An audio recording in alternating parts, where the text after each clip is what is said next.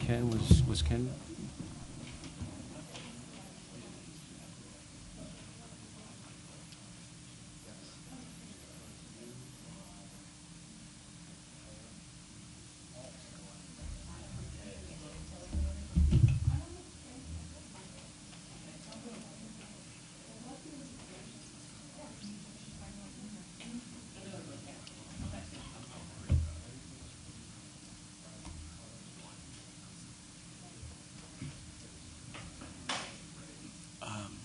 Linda.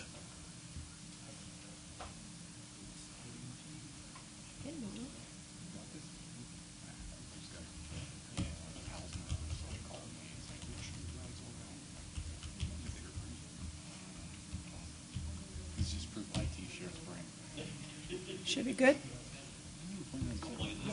Okay. Yeah.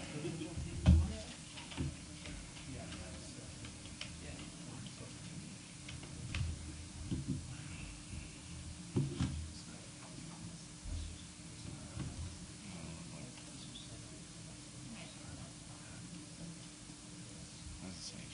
It should already have it on.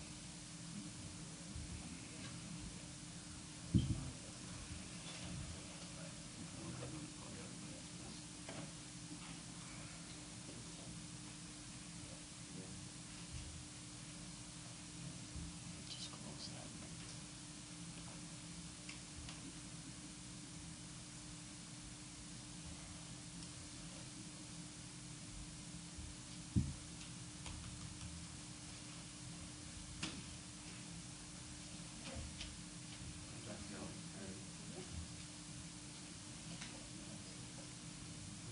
Where's the judge? Never been.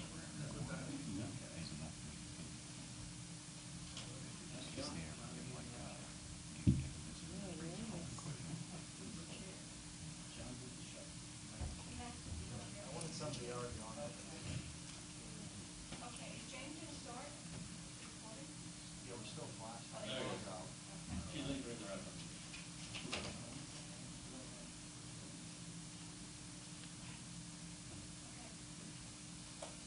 Okay, sorry for the delay. We're having some technical issues. I'd like to call the Personnel and Finance, or Personnel meeting to order. Is there anybody who would like to speak for courtesy of the floor? Okay, seeing none, I then will go into review of the executive's appointments, reappointments. The first one is for the Area Agency on Aging Advisory Council nominations. Does everybody get a chance to review the packet?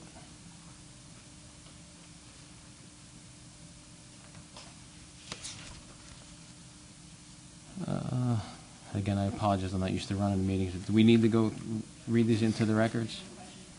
Okay. Okay. Does anybody have any questions, comments? Then, okay. Do we want to move it forward to tomorrow?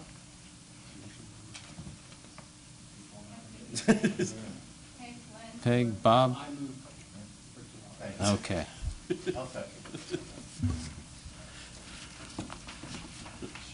All right, so that'll be, I guess, Miss Joan Good and Eileen Siegel.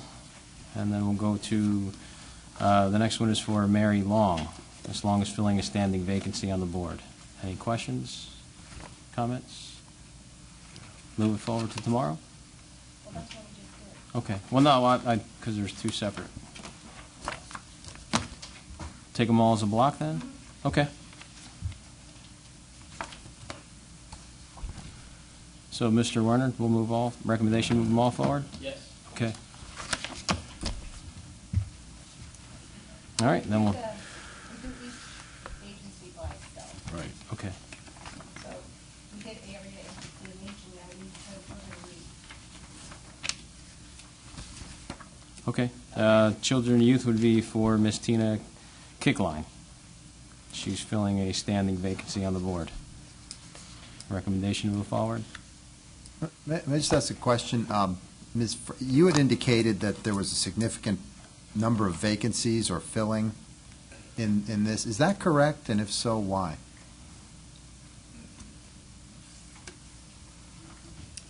We're very thankful for our volunteers who serve on the board, and I think that's the key piece. They are volunteers, and we are always looking for volunteers to serve on the board. The Citizens Academy is a great opportunity where we ask for individuals who are interested in serving more or volunteering more to join our boards. So it really is something that each of the divisions and my department always work on, to have people on the boards. But it's really a matter of the volunteers and their individual life circumstances. That's basically it. But I think, is this one, children, youth, and families, having more of an issue than some of the other ones? Or are you just speaking that generally Speaking in general, and I would say that children and youth doesn't have more or less of a problem than any other board at any other time. I mean, now, I do believe children and youth has a few that are circling off. That's just the nature of the board. Okay, thank you. Sure. Okay, so for Ms. Kickline, recommendation move forward? Okay. Then the Drug and Alcohol Advisory Board nominations, there's just an Elizabeth Hayward. And that term would be from July 1st, 2017 to June 30th, 2019. Any questions? Moving forward? Yeah. Okay, move that one forward. Mental Health Early Intervention Developmental Programs Advisory Board nomination for Daniel Reese. His resume was attached. Any questions? Okay, recommendation move forward? Second. Okay. All right, that takes care of the appointments, reappointments. So the next item on the agenda is the review of personnel requests from the Court Administration Domestic Relations section. I guess. Recognize. Yeah. Good afternoon. I'm Judge Rossioli, and I'm the Administrative Judge of Domestic Relations. This is Lisa Yanni Weislamlein, and she's our Director. Thank you for the opportunity to come in and present to you this afternoon. I've been the administrative judge for, I think, about 7 years now, and the fact that I've never appeared before you tells you that we don't take these kinds of requests lightly. Domestic relations works like a well-oiled machine. We collected in 2016, I believe, about $41 million in support. A large portion of that support, in excess of $500,000, came back to the county by way of reimbursements for placements through children and youth, through reimbursements for placements in our juvenile detention facilities. So we are working to bring back money to the county.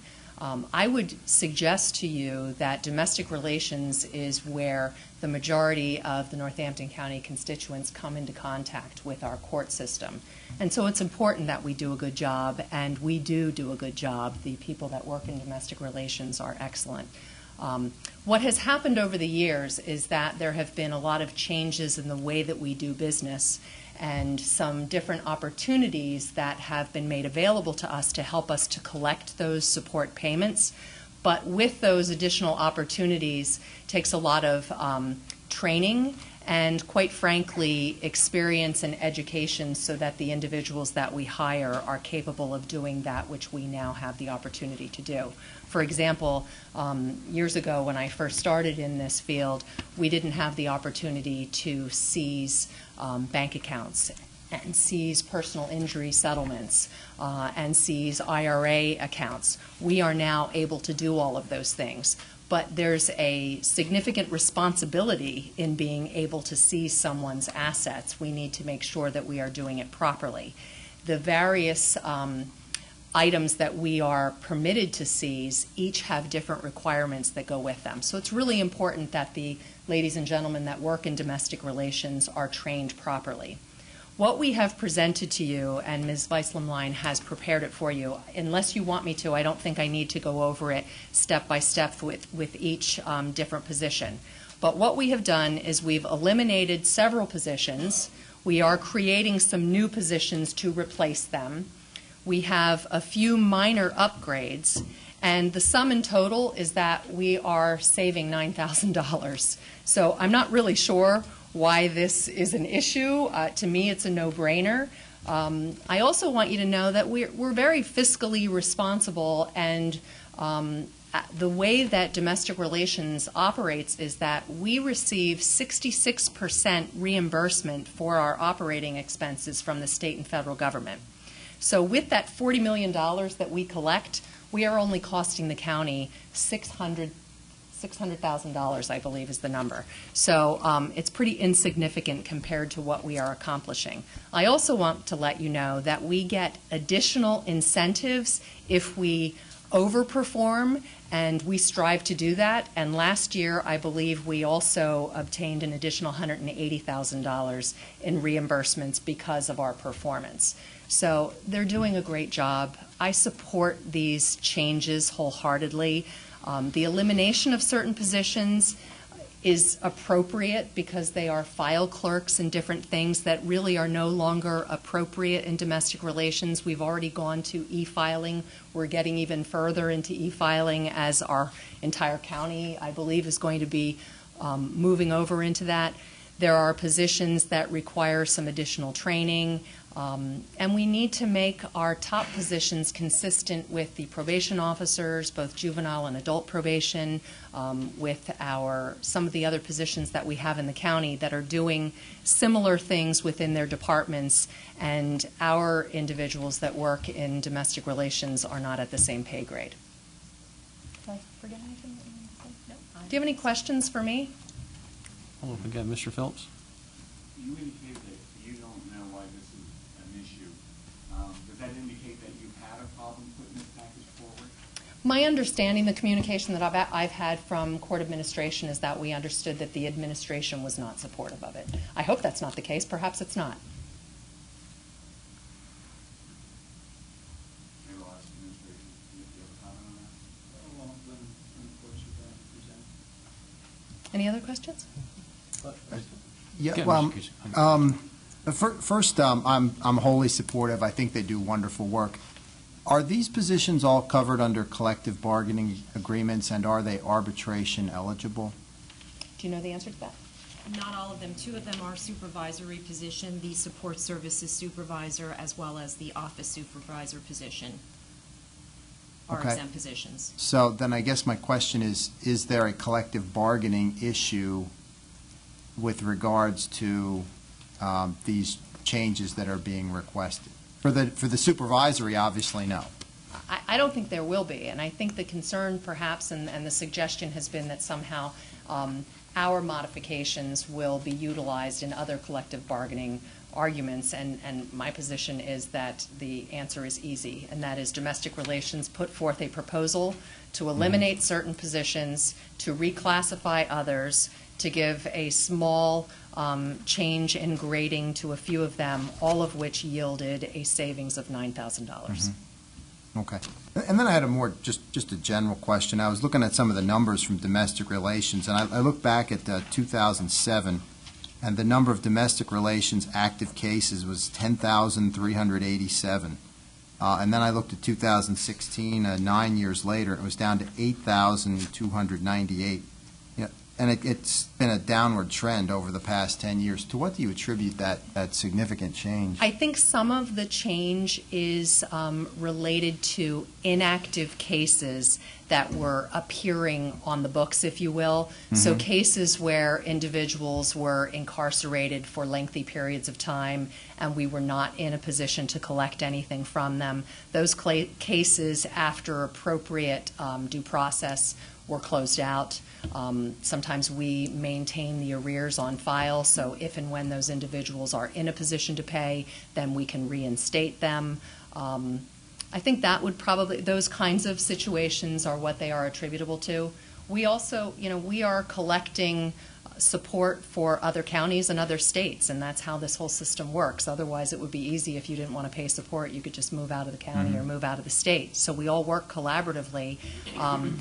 Our department is one of the few counties that our individuals do both establishment and enforcement, and that requires a great deal of training, but I also think it's why we have such great results and that we're collecting so much. Okay, well, thank you. Anything else? Okay, Mr. Dietz?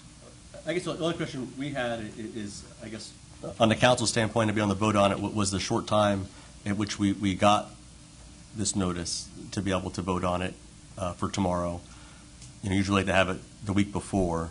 So I think that from the council standpoint. What happened was we got their request earlier. We didn't get the sheets, the personal Okay. request sheets until today. Okay. But that, we still had all the information prior to this. Okay. Never mind. All right. Yeah, if I could Councilor Long, just- did you want to add anything? Well, I was just going to ask Mr. Dietz in regards to, we did have an issue in the past in regards to appointments, direct appointments from the executive and to boards, and we wrote an ordinance that gave us a 7-day demand that we get the information. My understanding is that there has been agreements in regards to that 7-day for these type of actions, but it hasn't been codified. So I think that it wouldn't be against an ordinance if we proceeded with this. That's my take of it. Yeah. Okay. Any other questions? I just have one, and I apologize for bringing this up. Early in my tenure here, we had the judicial branch come before us and ask us if there was a problem with the clerks, with the salary. So we upped the salary, and that kind of had a snowball effect down the road. With these appointments, do you see any pushback from any of the other departments? Quite frankly, if anything, the small upgrades that we have for only the few appointments, for only the few positions that we're even asking for additional sums of money for, would make them equal to those positions that have already been upgraded in the other divisions. So it's certainly not going to raise them above those other positions, that it would be an issue. Okay. And like I said, I understand. I'm just... No, I appreciate Just a that. I question think that's in an the important factor. Okay. Any other questions? Thank you for your Okay, thank you consideration. very much. Appreciate it.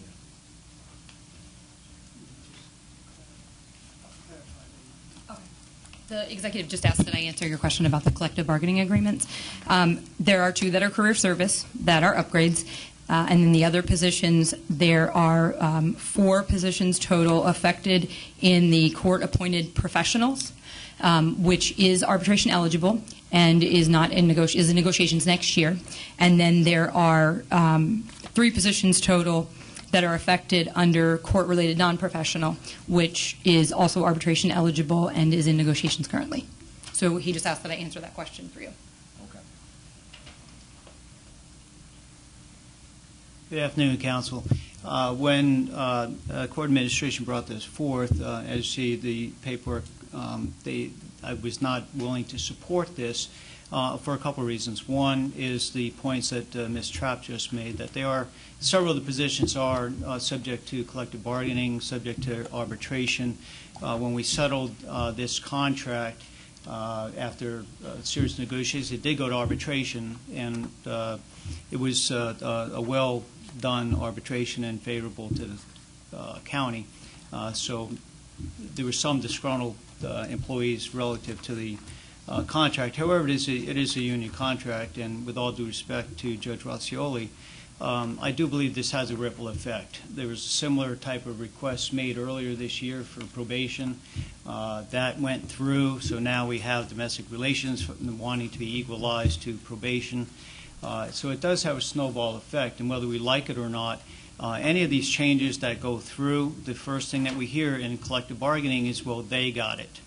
This union got it, or they got it, so therefore we should have it. And it does become the snowballing effect that once that's loose, we have a significant challenge in really to rectify it. I don't dispute the court's points that they collect money, they do all of that. However, my job is to look at the county overall. take a look at our workforce completely. We support, and we've been very active with supporting training and allowing employees to progress and making sure they all have the right tools. However, on a net basis, if you look at the reimbursements that we get for the courts, so on and so forth, the state is constantly chipping away every year, a few dollars here, a few dollars there. So, look, on balance, that was really the recommendation from the administration not to move it forward. The courts felt strongly to bring it before this body, which they're entitled to do, because we have now restarted the next cycle. When I came into office 4 years ago, most of these contracts were open. We settled most of them over in the intervening time, but we're actually back to square one. So we're actively engaged, as Ms. Trapp said, with some of these. The one union right now, the rest of it comes up sometime next year. So any action of this at this point just really begins to send the wrong message while we're trying to establish a baseline as to what would be appropriate or not going forward. So that's really the position of the administration at this time. Okay. Any questions for Executive Brown? I don't know. It seems, maybe I just don't understand, but it just seems like we are always in union negotiations, and if we use that as a reason not to revamp a department that actually does need revamping, I mean, technology, the world has changed. It seems like we could always be using that argument, and how can we redo this department and still work with the unions and so forth? Do you have any ideas there? I understand, and that's it's always a catch-22, absolutely. However, the fact that we do have 11 unions, 75% of our workforce is guided by collective bargaining agreements, and it does have an effect. We worked very hard in the last cycle to really try to minimize that. We know employee costs overall, both salaries and benefits, are the single largest expenditure that the taxpayers support moving forward, and that is really what we're talking about, taxpayer money that goes in to support everything we do here in the county overall. While the administration has worked hard to minimize those increases, and we've been successful with that by being able to be aggressive on some of the soft costs, if you would. There is a tipping point ultimately, but again, that was the logic and the reason that we shared with the court administration. They still felt it was important to come forth, and it's actually this body that ultimately gets to make any personnel recommendations for changes going forward. So. Any other questions for the executive? I guess I'll just say this. I understand what the courts are saying. I understand what the executive branch is saying. And I guess it's a shame that, and I agree with what Ms. Ferrara is saying, it's the unions that seem to be the hurdle here. And the unions are, hurting the people that they're there to protect. Well, the challenge always is this. When we came in 4 years ago, the county was in dire financial straits. We were left with whatever you agreed to, the fund balance with $11 million, so on and so forth. And we've worked hard to stabilize that. And at the time when we entered negotiations, the union's like, well, we don't care. This is what we want, what we want, what we want. Now they turn around and go, well, we want what we want, what we want. Now the county's doing better. We should get more. So it's always a catch-22 when it comes to trying to balance that overall. And again, that's the logic that we've used in the administration. There's always exceptions that we have to take a look at. But again, that's really why the courts have felt to come forth to you today. Okay. Mr. Geisinger? I'm sorry. Can I respond? I spoke with the county executive about this matter when we reviewed our budget. And quite frankly, I understand his concern about raises. And he was a little disappointed because I think about a year and a half ago or so I came and lobbied for you for raises across the board for county employees. And I understand the predicament it puts him in, and I understand his concern about doling out raises through the court system that he thinks impacts his ability to negotiate and set firm salaries for county employees. But that's not what we're talking about here. This is not a raise. These 3 employees are being reclassified. Their job descriptions are changing. They're having more responsibility. We're closing 4 seats and creating 3, and we're bumping up these employees that are now reclassified to another level. That's not a raise. That's a new job and reclassification. It doesn't impact anything about his negotiations. It doesn't throw his salary or his salary schedule out of whack in any sense. These people, if it's approved, are now moved into new jobs, and they're paid pursuant to the contract for these new jobs. That's wholly different than domestic relations deciding today that they're going to give 3 employees a raise now. That's not what we're doing, and that's not what the argument is. This addresses a core function with regard to these separate branches of government. And it happens all the time. The DA's office periodically comes in here and reclassifies and moves people around. Mr. Brown has been in front of you on numerous times when he wants to reclassify people, give employees new responsibilities, and move them up into another position. We are not just doing that and hammering the county with additional salary to have to pay. We're cutting a position so that, as a matter of fact, we can save the county $9,000 in salary this next year. I get that there are issues in the long run over pension and things like that, and if Mr. Brown got out his calculator, he might tell me over 20 years it's going to cost the county, a little bit more money, which it may very well be. But we're doing this responsibly, and we're not asking for raises. We're asking that you consider what is a fundamental job of the court to run its operation free and clear of the executive or any other branch of government. We make a determination how to best structure domestic relations. We do that by eliminating 4 positions, creating 3, and saving money. We think that's responsible, efficient, and it makes a lot of sense right now. And it has no impact on the salary negotiations with the unions. I don't understand why he believes we're going to handcuff him, because if we were going to do that, I understand that. I understand we have a responsibility to work with the fiscal constraints of the administration. This does nothing to upset that in the long run. This is not going to handcuff him with union negotiations. I don't understand the argument.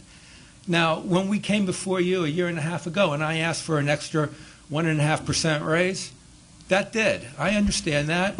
You were generous enough and fair enough and compassionate enough to allow that, and you also extended that to the entire county. And his budget did take a hit, and I'm sympathetic for that, but I think at that time it was the right thing for the employees, and you believe that.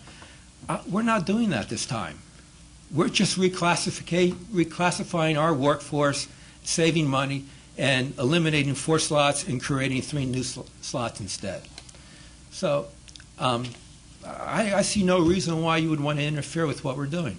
And I don't really understand why the administration right now believes that somehow we're being unfair to his concerns about reining in the salary increases in the county. Thank you. Okay. Mr. Geisler? Well, okay. I have 2 comments, and I'm not really sure who I'd like to address this, but I appreciate it. Thank you, Your Honor, for coming forward on that. We're taking 9 positions. We're making 8. So I don't understand the concern that the administration put forth as far as the union. I agree with the judge on that. It seems to me that what he's talking about is efficiency in government, and it seems that we're eliminating a position that looks like a part-time position to create full-time positions. Is that correct? We have 9 spots, one of them's part-time, but we're going to go to 8 full-timers. Okay, because the overall benefit package doesn't change. It's the salary savings from the 2 jobs going down to 1. essentially. Okay. From a long-term pension impact, yeah, that could alter our number a little bit. But again, it is a short-term saving of $10,000. My question is that you and the executive spoke, Your Honor. My question is, in the budget that was presented to council for review, which scenario was in the budget that was presented to council? I can answer that question. I had spoken with, this has been on the discussion for about 6 months, and I think we submitted our package about 6 weeks ago about all of this, and I don't understand why it is you didn't get that information sooner. I assumed when I sat down with Mr. Brown to talk about our budget, and he brought this up, that it had been incorporated into our budget because we could have done that if we wanted to. Right. Instead, when Jermaine and I talked about it, we decided not to put it into the budget and that we would come to personnel, to the Personnel Committee outside the budget to get permission to do this. Mr. Brown brought it up during our budget discussions about why it is he thought it was unfair of us to do that and said he was going to oppose that. We didn't hide it in this budget. We could have done that, but we thought the best way to do that would be to come here. Okay. Thank you, Your Honor. Thank you. Mr. Dietz? Well, I mean, it sounds to me like many of the other presentations we had about consolidating departments within administration and that, I mean, does anyone else? Does it sound like that to anyone else? I mean, Can I just make one quick point to follow up on what the judge said? We did receive the correspondence from the judiciary. It's stamped September 21st, 2017. So we did have that correspondence from them several weeks ago. What was missing was the paperwork from HR, but the numbers are exactly the same, so there's really no difference. So I don't see the time issue as being relevant. I think sometimes, and I'm a numbers person too, sometimes we forget about what's really going on here. I mean, these are the people that collect child support for people that desperately need it. So it's important that we have qualified people in those positions that are compensated and know what they're doing. I'll just leave it at that. Thank you. Okay. Anybody else? Okay. And I've said this before. I've always been in the private sector. My only concern is that these jobs that we're creating have accurate job descriptions, and that's again HR and just. But otherwise than that, I kind of find myself in agreement with the rest of council that spoke. Okay. Any other questions? Okay. Well, I thank you for coming tonight. Thank you very much. Do you have a recommendation for tomorrow? And do we have a recommendation? I'll Move it to tomorrow? Okay. Second. Okay. Then it'll be on council's agenda for tomorrow. Thank you very much. Anything else for personnel? Motion to adjourn? So moved. Okay. Therefore, upon the adjournment of the Personnel Committee, we will commence the Finance Committee meeting. Is there anybody who would like to address the Finance Committee under courtesy of the floor? Seeing none, we will move to the second item on the agenda, which is the review of the district court leases. I've had the opportunity to go through these. They're all pretty much standard leases. There appears to be no variation other than the actual rent amount based on the location and the square footage. So unless anyone on the Finance Committee wants to go through each one individually, I would like to take them as a block. Do I have support for that from the members of the Finance Committee? Mr. Dietz, thank you. Mr. Phillips, thank you. Very well, then. Yeah. Trying to save some time, but not get away from anybody who wants to talk about these individual leases. Is there anybody that would like to address the issues that are in here and the amounts and any of the items that are on these? We have the lease for Judge Zito, Judge Griffo, Judge Kapora, Judge Tashner, Judge Gonzalez, and Judge Yetter. Anybody wants to address any of those? Okay. Please. Good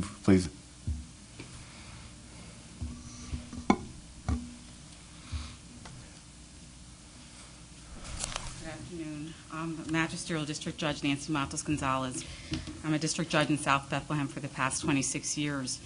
And I'll begin by saying that throughout that time period, we've gone through 3 different title changes. So that tells you that the office that I've been in is there. I've been there for 24 years, in office 26, and our title has changed because the complexity of the cases before the district court have changed. And just to give an understanding, our court functions without any security personnel unless by chance a police officer happens to be there or a constable comes in for a hearing.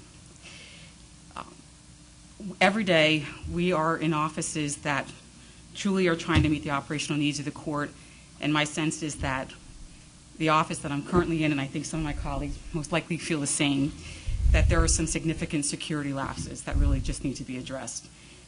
We're without some holding cells. We have prisoners that are being transported into areas that is right past the general public. We have crime victims that are having to share a waiting area with someone who's the accuser. It can maybe a gang-related matter, becomes very complicated, and maybe a sex crime victim. And it is just a point that some of the offices at this point are just antiquated in design, and it is really the desire to come up to date with some of the current industry standards. So we're asking to move, I'm asking to move the office. I think it's in the best interest of the operation of the court and even fiscally for the county, because it would be, my office is on a second floor. If we move long-term, we would actually be paying less rent than we're paying currently. So I just plead that the matter be given serious consideration. My sense is that sometimes we are reactive to circumstances, and I'm trying to take a proactive approach to try and protect those who come before the court, my staff, myself, and even law enforcement personnel. And I appreciate your time and energy, and I don't know if there are any questions in that regard. So I just want to be clear, Judge, that you're looking to move away from 322 East 3rd Street?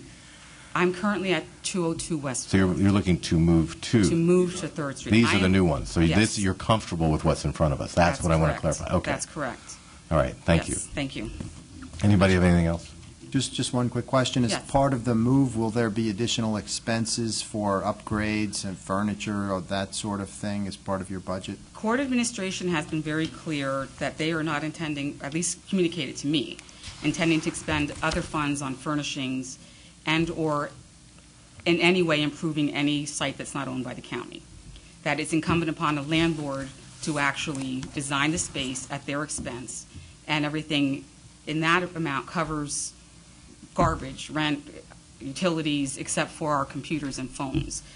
That's the understanding, and that was a very strict directive given to the court here, and if you're exploring properties, that's understood by the property owners. And you're satisfied that this new place will meet the needs that you've presented before us just before? My district in South Bethlehem is a very unique district because it's very small geographically. I do not have all of South Bethlehem. It's very small, and there are only 3 to 4 corridors that have commercial rental spaces available. And at one time, what was perhaps considered advantageous to have a county lease, now, because it's very much a revitalization time period and an arts corridor, we're not as popular as we used to be. So it was, there was a lot of time, energy exerted to try and find a space that would meet the needs of the court, protect the interests. We have a different entrance than the general public has. Well, that's of importance because sometimes, within the past 2 weeks, my staff arrived, the gentleman out in the waiting area, asked them right when they come out of their cars, he needs to see the judge. It was a mental health crisis issue. He needed to see me because he insisted that I drive him to the consulate so that he can go back to his home country. Not a matter related to the district court. But it was an experience that was difficult because he was aggressive, he was verbally aggressive and insistent, and so they were in the parking lot dealing with this. If we move, one of the things that we specifically looked for is that we have an entrance to the rear of the building where it's a private entrance. This is the public, to the front of the building, and the security. We have, those of us who have some time on the bench or even new and experience with the courts are able to communicate to these landlords. Look, we need a holding cell. So we need not just for an officer or constable to bring a prisoner in for a hearing and then have them sit in a conference room or in the hallway or in the waiting, whatever it may be. We need a holding cell with a bench where the person can be shackled. There is less likelihood of having an escaped prisoner. There is less likelihood of there being any type of assault on any personnel. This is really something that, in my opinion, I'm here because I feel very strongly in this regard, as do my colleagues. It is time to really take a look at the district courts, and it can be done cost effectively. They may be minimal changes, but it is really important, I think, that it be visited. And I ask for the support of council, truly. Okay, thank you. Judge, you had something? Briefly, I can answer some of your questions. Thank you. Sure. Thank you. First of all, this is a long process. We started in the beginning of the year. We know what leases are coming up, and we know which facilities we believe maybe are no longer adequate. So there's a lot of research. We work in conjunction with each magisterial judge with regard to the trying to locate suitable space and to make sure that it's built out to meet the needs of the court. So on behalf of all the MDJs that are here, they're happy right now with what we're proposing in our budget. It's not going to cost any more. We've managed to allocate our funds in our budget to make sure that this is a $0 increase to our budget. So it's not going to cost any extra. Some of the leases are more money than perhaps we would like to make them, but you got to understand, we've had, including Judge Matos, her facility really is not appropriate. And she has had a lot of concerns about where she was, but her landlord didn't want her there anyway, and she was going to be evicted, and we had to find a space. I was working in conjunction with the mayor of Bethlehem and his economic development office trying to find space. We were even looking at space in the next jurisdiction because we were afraid we wouldn't be able to find a space for her. So it was a lot of work, but we found, I think, a decent space, and I think she's happy with the new space, at least. Security issues are something that's not in this budget, and at this point, we are not asking to address things like how to provide additional security for the MDJs. They do have the ability to use constables whenever there's a problem, and the constables are permitted to earn money from the litigants who are involved. So when there are security issues, we expect our magistrates to reach out to the constables and bring them in when that happens. We don't send, obviously, the Sheriff's Department, and we're not now, at this point, looking to provide manpower as far as security. We try to do that as best we can by the space that we're going to lease out for our MDJs. And each space, the cost of building the courthouse within the new space is on the landlord, and it's factored into the square footage. So there's not going to be any additional expense other than the lease expense each year, and we're not going to be asking for more money for those leases. We've already figured out how we're going to pay them with our budget. Thank you. Okay. Mr. Warner? Your Honor, Thank you, Your Honor. You don't have to come up, but just a simple statement. You said it's not in the budget for security. Right. But are you finding that things are changing, that might be something that you're going to have to address sooner or later in your offices? Well, that's a loaded question because I need to start commenting about how society is. But there's not the same respect with regard to authority, whether it's the police or whether it's the court system. And our MDJs sometimes feel exposed because they're in their courtroom. They might have a simple money matter, a small claims lawsuit where the litigants are very charged and they're angry at each other, and our magistrates do not have security in there, and they're on their own. They have their staff, generally women who are running their office and themselves there. And when you have difficult people in the office, I believe it's reasonable for our MDJs at times to feel that their security is at issue. They do have constables, though, and at this point, that's how we hope that they can address that. And the constables get paid through the court system for the matter that's in front of the magistrate at that time. Okay, thank you. Mr. Warner, anything else? No. Is there anybody else who had anything on this matter? No. All right, the individual leases then are at $48.1066 a month for -03. For 2-05 is $42.90. For 2-06 is $3,500. 2-09 is $36.99. 2-10 is $53.38, and 2-12 is $29.99 per month. And those are the individual monthly amounts. As I said, all the other information within the leases are standard clauses. Does anybody have any concerns about moving this, or let me rephrase that. Can I get a motion to move this forward to tomorrow night? So moved. Second. Thank you, gentlemen. All right. Thank you very much. Appreciate you being here. Thank you. Next item on our agenda is review of the county's long-term debt.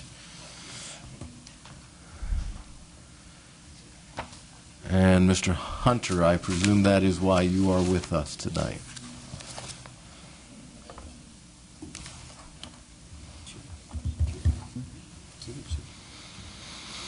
How are you doing, Mr. Hunter? I'm doing great, thank you. Good afternoon. I think you should all have a copy of what I provided earlier in the week, or last week. I believe the question was, or the charge from council was to present a summary of our long-term debt, of which I did. I provided two pieces of information. The one is directly out of the CAFR, which is just an explanation of each piece of debt we currently have, and then I put together a spreadsheet with some additional information on it. So, all right, we'll start with Mr. Dietz. Sure, just a couple of quick questions, and I know we discussed this, that obviously some of the bonds we have are callable, which means we have the opportunity to pay off early, and other ones which are non-callable, which means you have to finish them out for the duration on there. So the one question I had was specifically on the 2009, which is callable in 2019. Looks like the balance would be $5.8 million. Do you know how much of that would be interest we would save if we were to work it into budget? And the reason why I pushed to have this discussion is I realize obviously that $5.8 million is a large number, and we have 2018 to go through and 2019.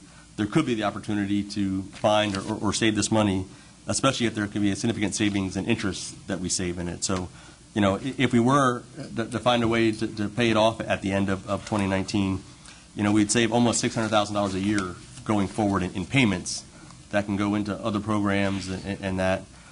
Plus, you know, I'm just curious what the interest savings would be if we were able to do that. If you don't, I don't know if you don't have it right now. But yeah, I didn't do a bond analysis, sure, you know, for tonight, but you'll be glad to provide that information. But one of the things you have to remember is that just because it's callable does not mean there's no penalty involved. And one of the things is when they calculate the interest, you know, there is always that negative amortization. So what happens is that, you know, it may be callable, the 2009 might be callable, but there could be several hundred thousands to, you know, low minimum million in penalty to do that, even though it is callable. Yeah, you're not getting penalized for doing it, but you're getting penalized because you're not riding it out to the end. Sure. Now I do think when we actually discussed this last budget that one we looked at there was no penalty for it. I could be mistaken, but I thought when we talked about it last budget, when we kind of first started getting it last year talking about it, that there actually was no penalty on that one, but I could be mistaken. Yeah, and again, I don't know if I necessarily want to use the word penalty, but there is a negative interest effect on anything that's you're going to shorten the term on. So. Okay. Was that Mr. the only Phillips? one that you had in mind? Yeah, I mean, so and of course, you know, the other callable one is for 2012, and obviously that's a substantial one. You know, there's $60 million outstanding right now. In 2022, it would be down to around $52 million. So obviously, I don't think we're going to see that under a rock somewhere. But just to reframe a little bit, yes, I understand Mr. Deed's recommendation to save interest, so on and so forth. But really, the conversation when we talk about debt is really about cash flow, and really how does cash flow match up against our long-term planning. We're in the process, and I've shared this with council before, of really laying out, well, what are the long-term either projects, obligations, things that we want to undertake. Mapped against that, then we take a look at the debt that we have currently, debt we may or may not incur in the future relative to how we are financially overall. I think that's really the conversation when we're able to come back to council. We're currently structuring that kind of a long-range, maybe up to a 7-year analysis, if you would. And I think when we have that picture, we can make informed decisions at that point. It's relatively what we should or shouldn't do. Yeah, and as I just clarify, also the reason I'm asking for it now is because it gives us time to look at it and have this conversation. We couldn't have this conversation that year and say let's find that money. Well, right, and this is from a fiscal perspective, this is a constant, always conversation that we're having internally. Sure. We're constantly looking at, as you have, what's callable, what makes sense, where is the market today? Does that change? We may decide, last month, no, it doesn't seem to make sense, and then the markets change in some way that can realign some of those expectations. The key is to really have, which we're building, a financial model that allows us in real time to be able to, if there is a change or an anticipated change, well, what is the impact? And be able to plug that potential impact in, come up with a recommendation, pro or con, based on, I think, better information in holistically, so that we can make those decisions and not just hey, this makes sense, let's pay this off, or we should go do this. The capital projects that we're talking about, for example, is, well, what are they? What are the likely dollar costs? When would we anticipate doing them? What do we need in order to do that? And then how does that look? What does that look like long term? We may make a decision today and not have a visibility of what we're anticipating to do 2 years from now that could really change the ability to do that. So what my intent and the fiscal department's intent has really been to give you a robust picture and then make those representations so that as these issues come up, we can plug it into a more dynamic conversation, if you would, and then council with their recommendations or the administration's recommendations with that. So just a little more context relative to just looking at the debt itself. It really needs to be kind of looked at more across those several line items, if you would, and then see how one decision or another affects the balance. Sure. And I said just one other question for Mr. Hunter. So we had the 2009 bonds, and in the 2013, there's the refunding portion and then the new money portion. What's the difference? I could be naive on that, but there's two groups under each one of those. Under the 2000, which ones are they? Yeah, so 2009, there's the refunding portion and there's a new money portion, and then there's the same thing for the 2013. I'm just curious what the difference between the two are.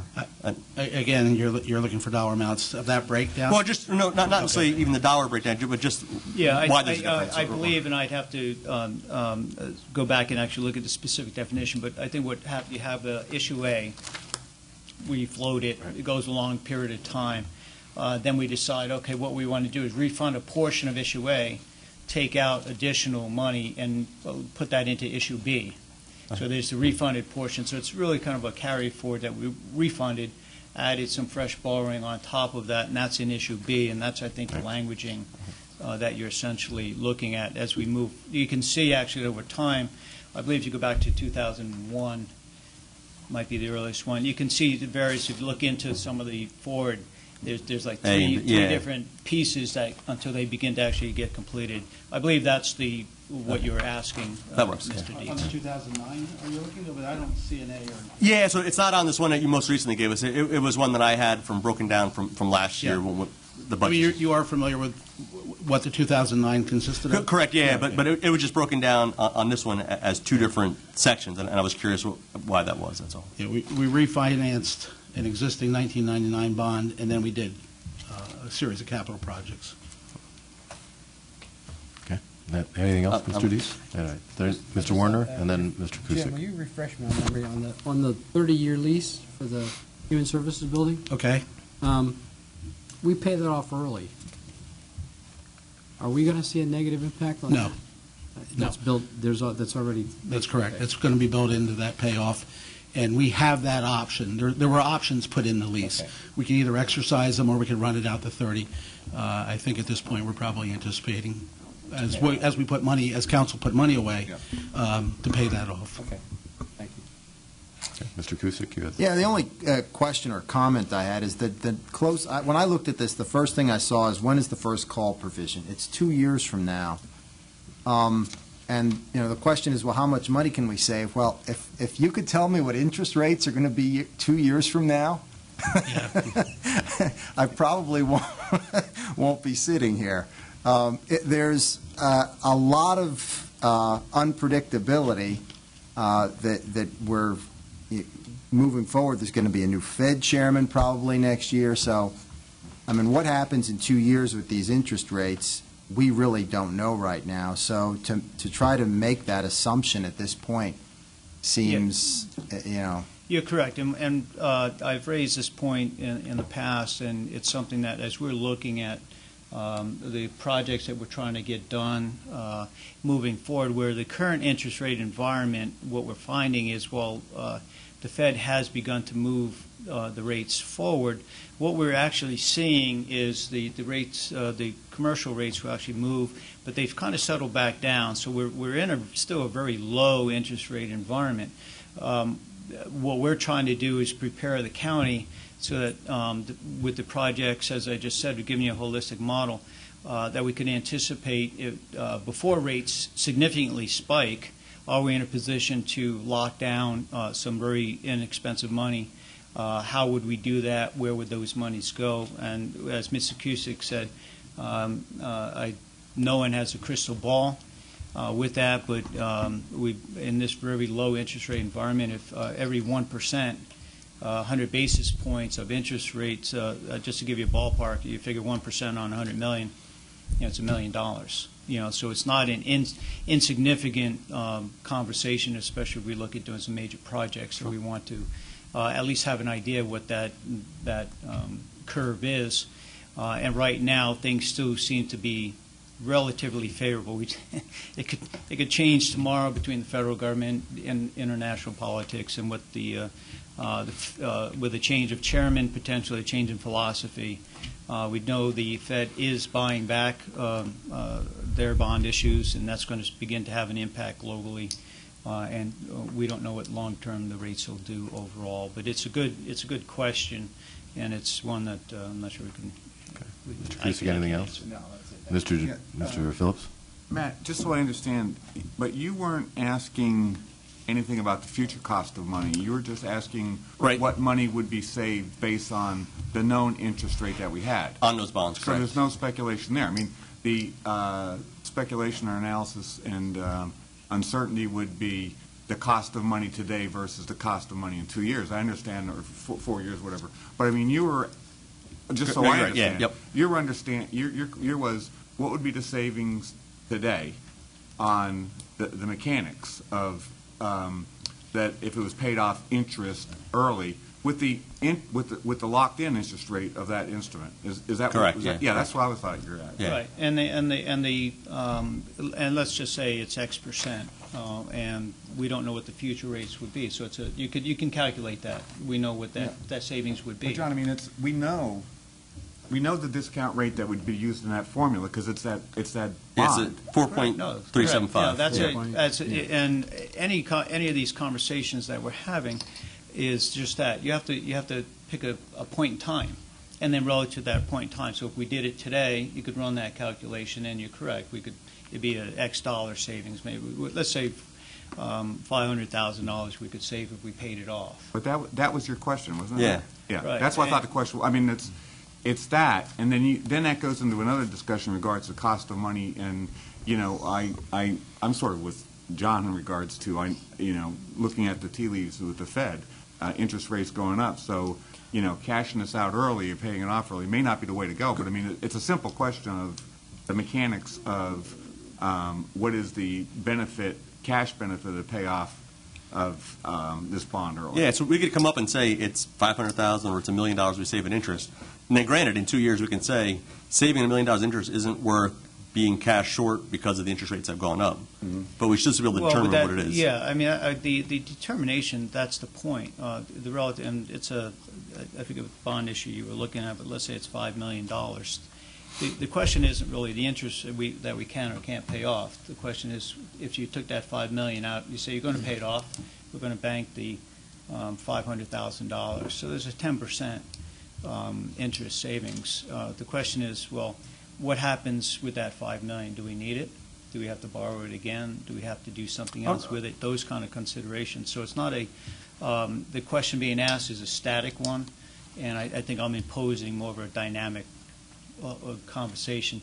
Just pointing out that there are multiple pieces in here that decision would affect, other than just the savings. Oh, no, that savings could be calculated, and I realize that, and I realize that the decision we get counsel that are doing that. Yeah. You know, the fiscal area, looks at this once a year, and I think we spoke to you last year, and we told you at that time, with the help of our financial advisor, the county's financial advisor, that it was not advantageous to refinance. But remember, we were refinance, pay them, whatever. I mean, obviously there's a savings, and then we have to do that analysis. So yeah, we can do further analysis. We do it all the time.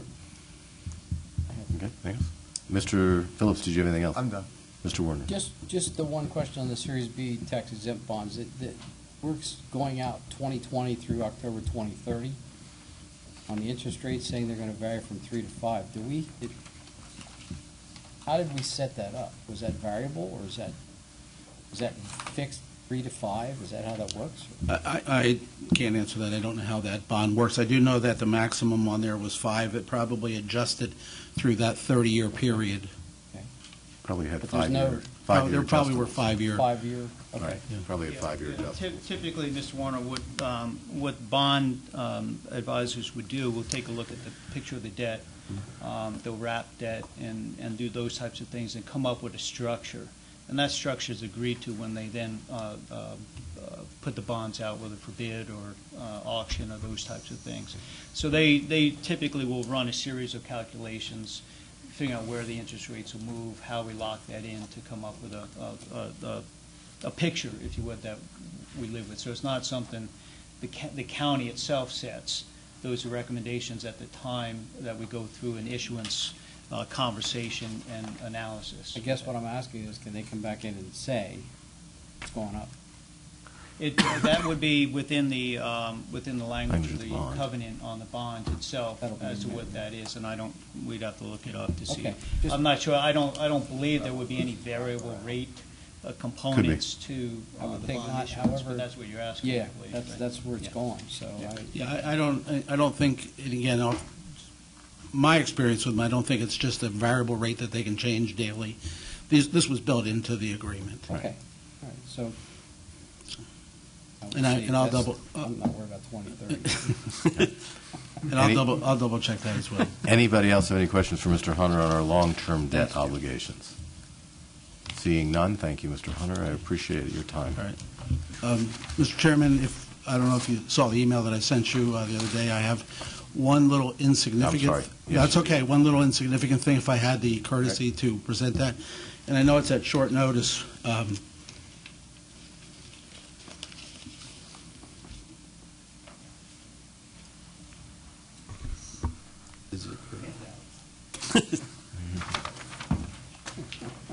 No PowerPoint yet?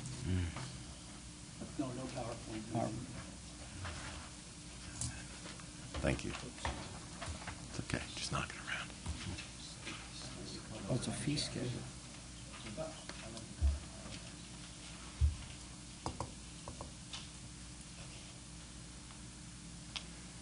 Okay.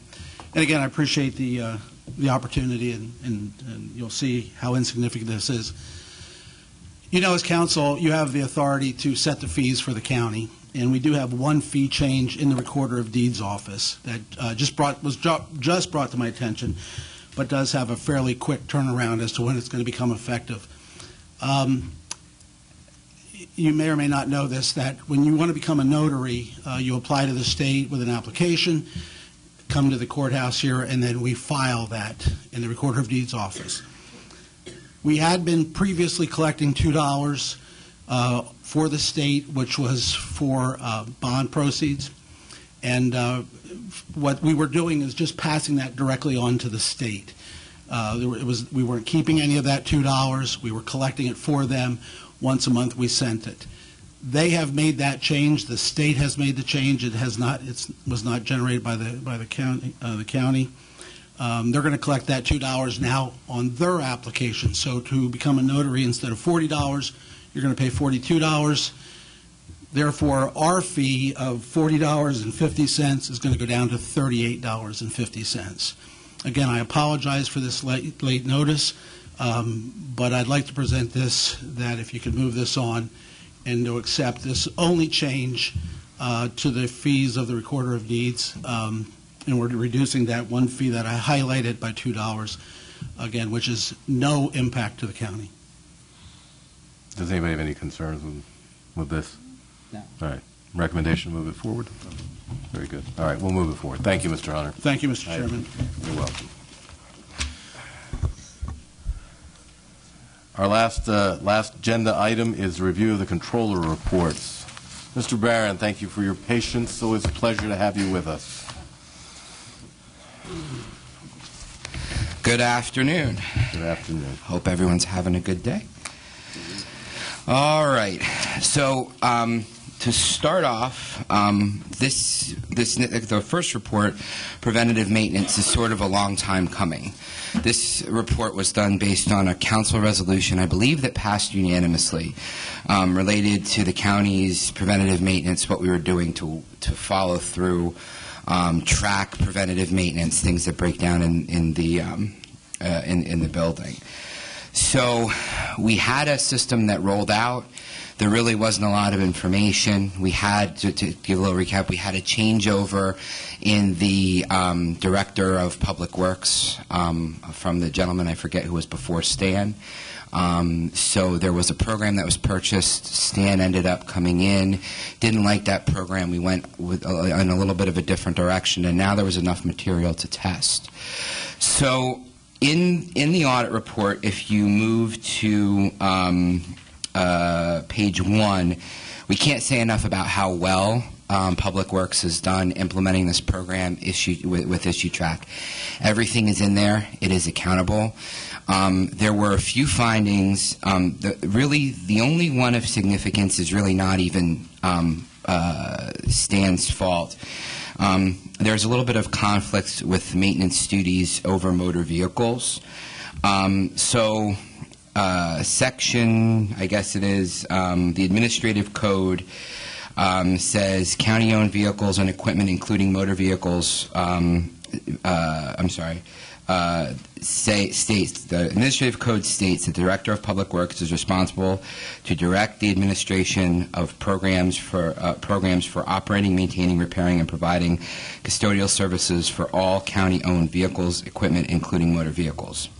However, Section 3.701 of the Vehicle Safety of the Human Resources Policies and Procedures Manual states, each department with a vehicle will appoint a department vehicle designee whose duties include coordinating aspects of the vehicle program such as maintenance and repairs. Okay? So as you can see, there's two different ways to do it, and each one of them is correct, okay? Depending on which law you choose to pick. So our recommendation is that the county decides which entity should be responsible for this. If it fits into Works and it falls under the administrative code, I think there's a system, a very good system already in place under the administrative code, but I don't want to make a recommendation because the audit shouldn't do that. I think the right answer, Mr. Cusick, as I'm sure you tell your math students, is pretty clear. But we should, we'll let the administration decide that. The next thing is a semi-annual report to council. Mr. Phillips, this was something I think you insisted on in the resolution, and that should be very simple to do. There is a statistical portion of this program in InfoTrack. I really think it's selecting a date range, hitting a couple buttons, and boom, you have your statistical report. It could be that simple. And then if there are any questions, I guess it's either appropriate for a council meeting or for your committee meeting or a committee meeting, then you could pick the forum, but that is definitely possible. You'll also notice this report is a little bit different. There is no administration response. We allowed several weeks I sent an email deadline to Ms. Allen to get a response. There was not one, so I decided, along with my staff, to issue the report without a response. So if there is a response, I'd hope that would get forwarded to council and forwarded to my office so we could add it into the report or add it as an addenda to the report. I just wanted to point that out to you. So, any questions about this? Yes. Yeah, just one thing. And the motor vehicle thing brought up an old memory. The late Wayne Grube, one of his pet issues was always, do we need a fleet manager position for the county? Now, we have significantly fewer motor vehicles now than I believe we had back then, but is that something worth investigating, the position of a fleet manager? I'm not sure, because if you had a fleet manager, just thinking about the way the county operates from an efficiency standpoint, I mean, maybe looking at it is fine, but you have the sheriff's department, which I would argue, or I'm guessing, has the most amount of vehicles. And those vehicles may have certain accreditation standards and things like that that they need to be maintained at a certain level.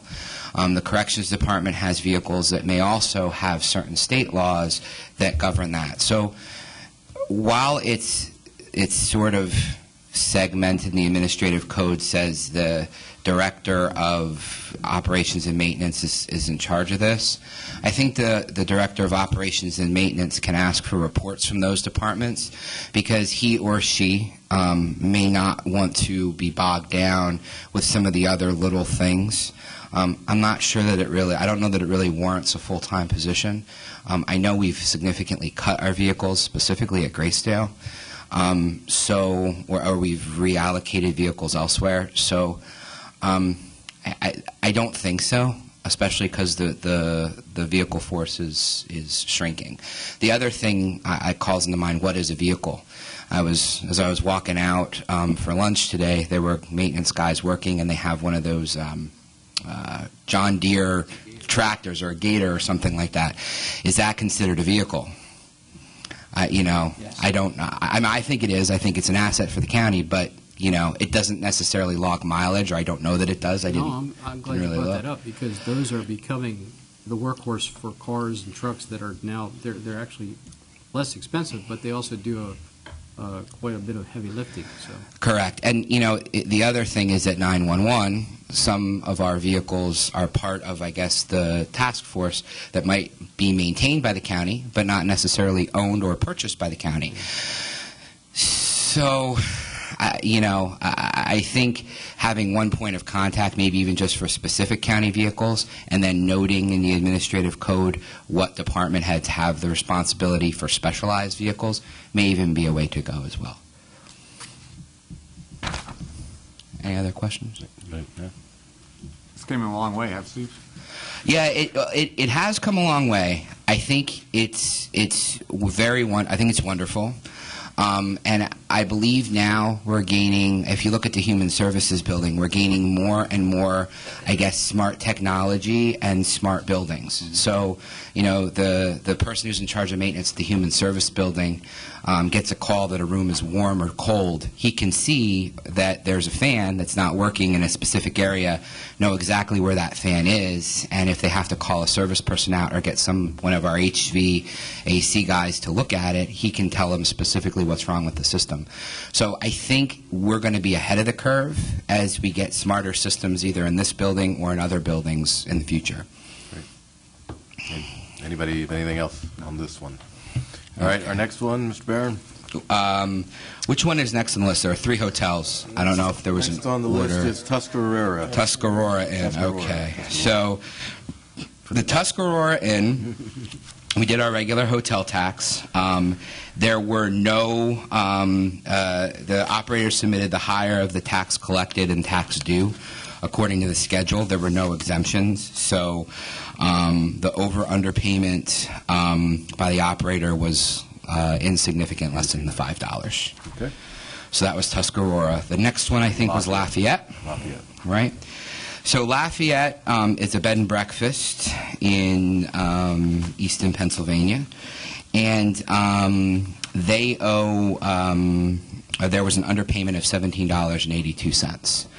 which I believe has already been paid, if I'm not mistaken. I think I got an email that that's already been paid. Okay. So the Lafayette Inn has actually been in contact with me very recently, too. They have a continued growing concern over the Airbnb issue as well.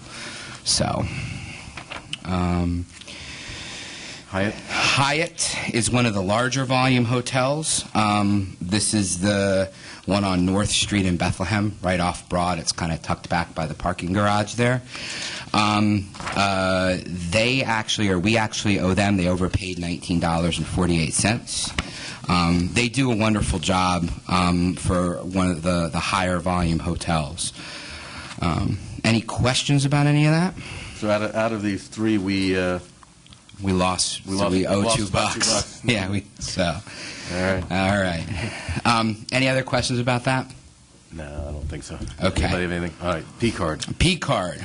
All righty. So we did the P-card audit. One of the things I wanted to address right out is the discussion of whether it was an annual report or not. Since we went into the Works program and we did a little bit of a transition, we felt it was important to get an additional couple months to look at exactly what was going on with the sign-offs in the system. I can tell you it's sort of changed a little bit with the way it looks as someone who actually doesn't have a P-card but is responsible for signing off on purchases in the procurement system, or the P-card system, the work system. So it was important to kind of look at that, and we have done better with supervisory sign-offs. Sometimes it takes me 1 or 2 times to look at that email, or I might get it late at night, and then I forget when I get in the next day. And then I get that email 2 days later, and I'm like, oh, crap, I got to do this. So I understand how it gets lost, and I don't have a high volume of P-card purchases in my office. The one encouraging thing is if you move to page 3, the P-card usage is up 37%. And I like that because that means we are doing less with checks. We're not taking invoices and sending checks out. I don't like checks, primarily because our banking account information, routing, and checking account numbers are on the face of those checks. So that being the case, I do like the fact that we are using P-cards. Along with that, though, there are some issues that obviously came up in the audit report that I would like to talk about. So if you move to page 6, P-card purchases and compliance. So the reason we extended it out 30 months is right in the first finding. The supervisors did not improve 13 of 49 transactions tested in Works. That's a rather high percentage, and we noticed that that came down specifically when people got training and started to use the program more efficiently. That actually is not an issue anymore, but taking that additional 3-month look helped us to see that that really wasn't going to be an issue, that there was a little bit of a growing pain. So that was a good thing. We also noticed, and with more usage of P-cards, there's a higher percentage or chance that we are going to pay taxes on things we shouldn't pay taxes on. So there was $173.79 on 11 of 125 transactions tested. And there was no evidence that the card holder tried to recoup the taxes. So we need to make sure we educate people. Remember, it was only 125 transactions, so there's a lot more. My guess is even though the cards say tax exempt right on them, I believe, we still are paying taxes when we shouldn't be. On 5 different occasions, cardholders purchased gift cards without prior approval from procurement. I do want to go over that. That's on page 9 of the report, so we'll fast forward to that, or we'll get to that in a second, so we're going to put that on hold for a second. One cardholder paid a 24% tip on a meal. The county's travel policy states that the maximum reimbursement for meals includes not more than 18% tips and taxes. Part of the recurring theme in here is that some of the policies and procedures related to travel are outdated and a little bit antiquated. While I understand on several of the purchases sort of what was going on, and I sympathize, one of the things we have to do is we are supposed to adhere to what the policies say. So we have to point them out. If those policies, as it's stated by the administration in the answers to the report, actually want to change those policies and procedures, that's okay too. But I needed to make sure that we pointed that out because there were a few things where the language is very clearly, specifically states one thing and another is done. The second to last here is there were two purchases that were likely split for one larger purchase because it exceeded the cardholder's single transaction limit. That was addressed with those individuals. To give you an idea of what a split purchase is, it's when somebody takes their purchase and they know they're above, say, a $500 limit and they're at like $700 in purchases. They ring them up one way and then they ring them up to do a second order. Those two purchases are much lower than when we first started the program. So while you might say, oh, that's a really big deal, we shouldn't be doing that, it does happen from time to time, especially if people are in a hurry. And it's much lower than it was in the beginning when we first initiated the program. It doesn't mean it's not a violation of the P-card policies, but it has happened. Well, my concern on that one really, what was it? Do you know the dollar amount for that particular I'd have to go back in the notes. I do not. You know, if somebody has a $10,000 limit and they go out and they're purchasing $19,000 worth of stuff, that makes me a little more nervous than somebody with a $200 limit. And where those usually come up, I'll give you a perfect example from the prison a couple of years ago when we used to buy for the commissary and sell commissary items. When you would buy electronics at Walmart, the person who had P-card purchasing power doesn't work at the prison anymore, but she would go and she would make her purchases at Walmart for the commissary and then would have to go to electronics and make a purchase shortly thereafter. She would make two transactional purchases that would say like $300 and $400, which was clearly over her $500 limit. It was in a short period of time, so it did trigger a split purchase for us.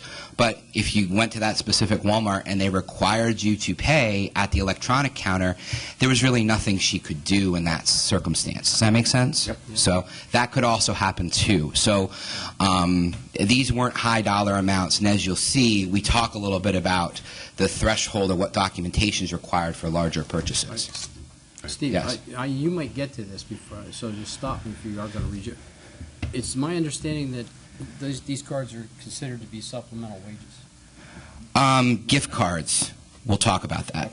Okay, because there's a couple issues with gift cards that I do want to talk about. And the administration and I completely disagree on that. I don't like gift cards, and I have good reasons as being controller for 10 years.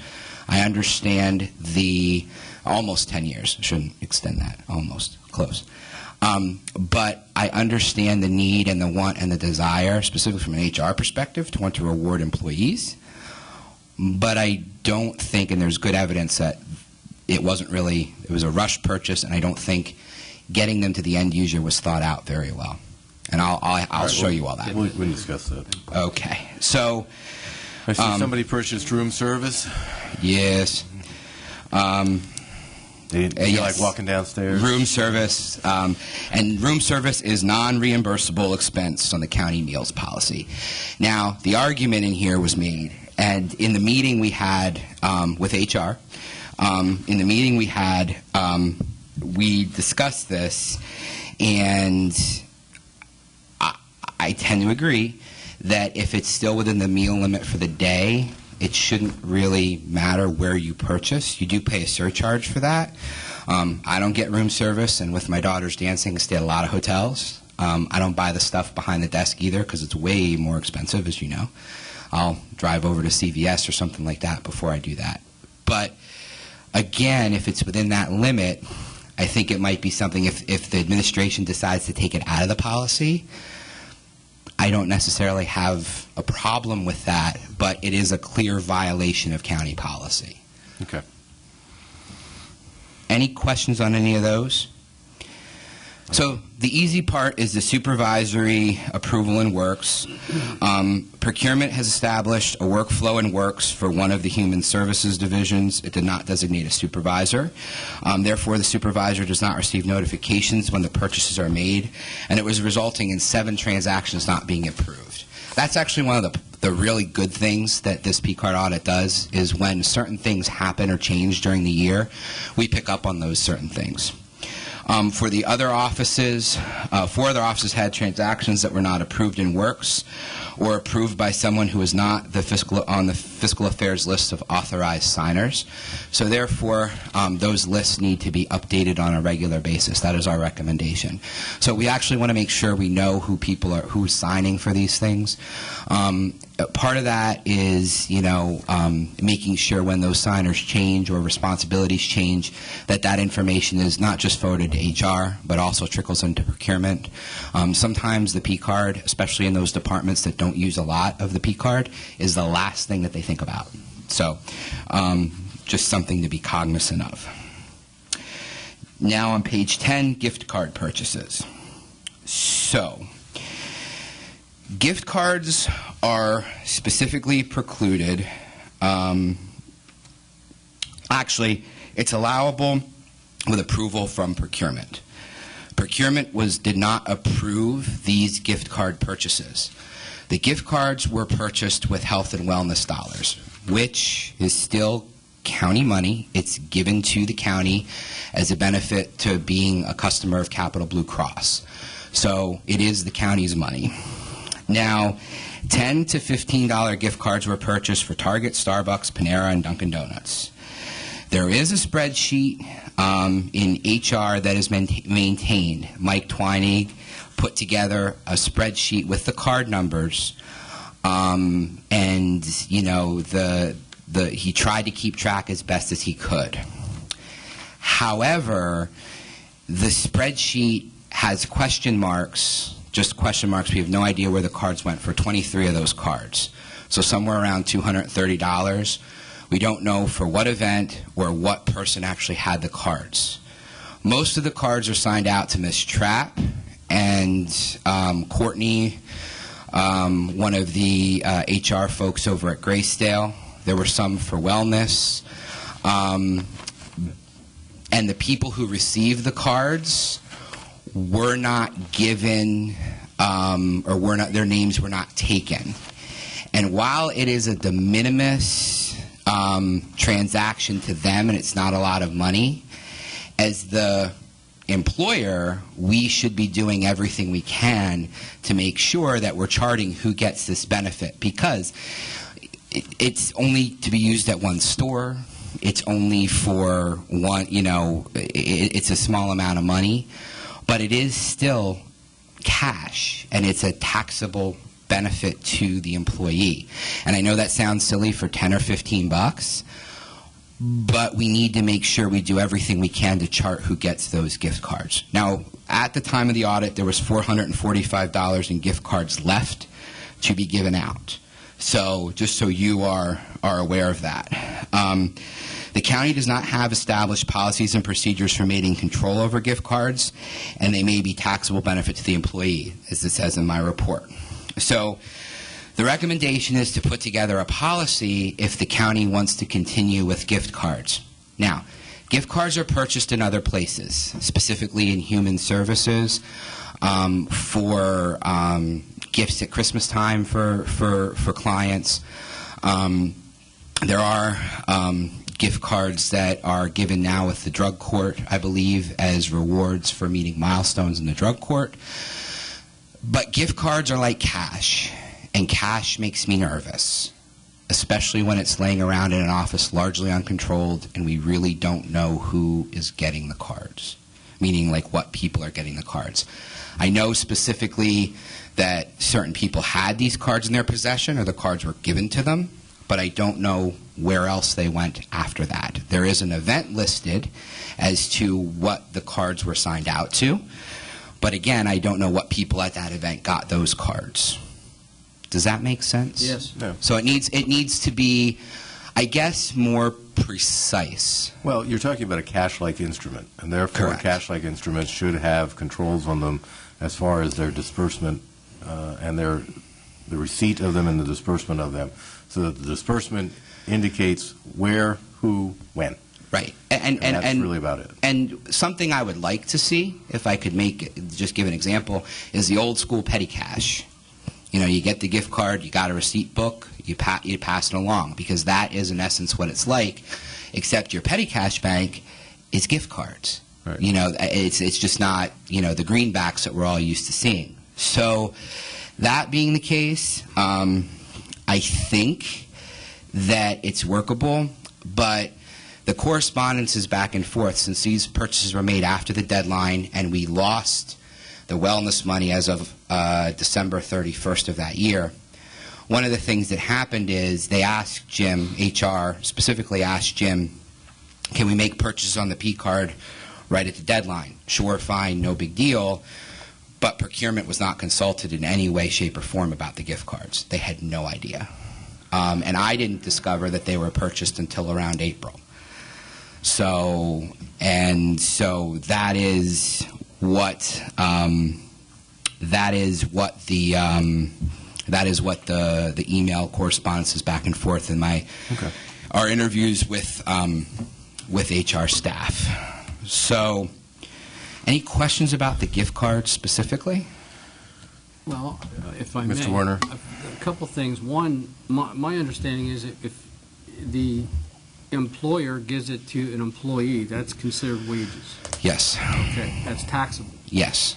But it's a diminished I know where you're amount. going. Yeah, I know where you're going. So there, I mean, it is tax a law is not black and white. It is a de minimis amount. However, there is more than a de minimis amount with 1 or 2 or 3 people's specific names on them that are the only ones that are accountable for these cards. That's why I said employer to employee versus to client, customer. So there's and I worry that the documentation that exists causes like an additional tax problem for the county. So I guess what I'm saying is if we're going to do it, be more precise with the way we do it. I think the precision is essential. Correct. Whenever you bring a cash-like instrument in, you need to record it. But at the same time, we are talking about $10 gift cards. Correct. You know, we're not talking about large instrument type things. Yeah. So there has to be a reasonable expectation of control, but there also has to be a reasonable expectation of the impact of it on a $400 million.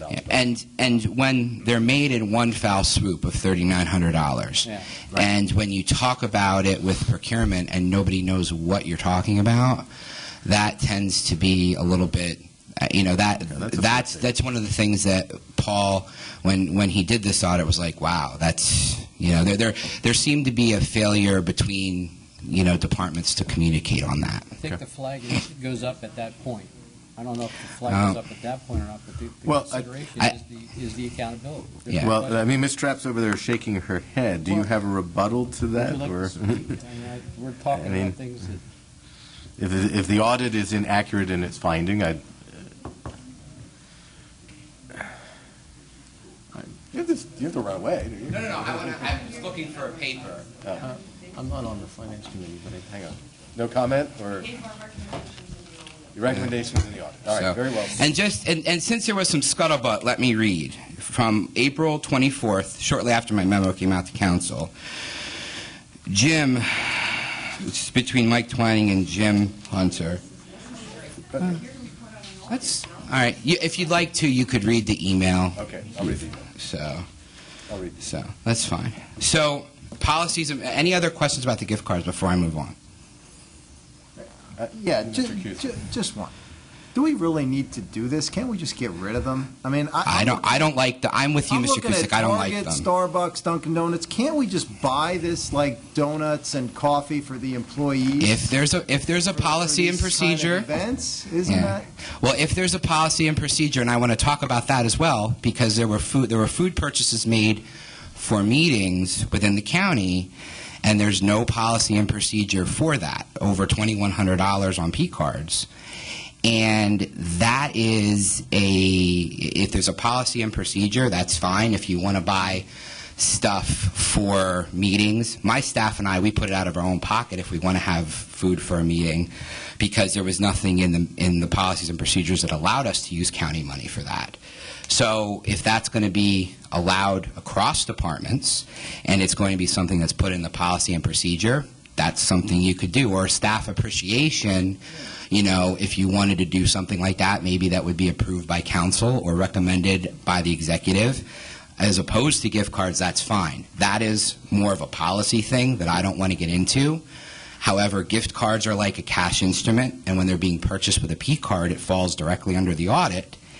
And that's why I needed to bring it up, because, like I said, the controls need to be more precise. All right. Anything else from Mr. Cusick? You've been waiting, so we'll go to Mr. Bennell and then back over to the... I just have one question, Mr. Barrett. Is this the first year we've bought gift cards? It's the first year we've bought gift cards in this large amount and within this department, and without really the knowledge of procurement, like per se. Like nobody could tell me, hey, procurement says I knew we purchased this in human services and this is why. And then I check with the human services fiscal tech and they have all the information backed up. So it's not the first time we've purchased gift cards, but in this large an amount and to be stored in HR and given out to employees, absolutely. First time in my 10 years anyway. So is this the first time we've gotten gift cards through the wellness program? As far as I know, yes.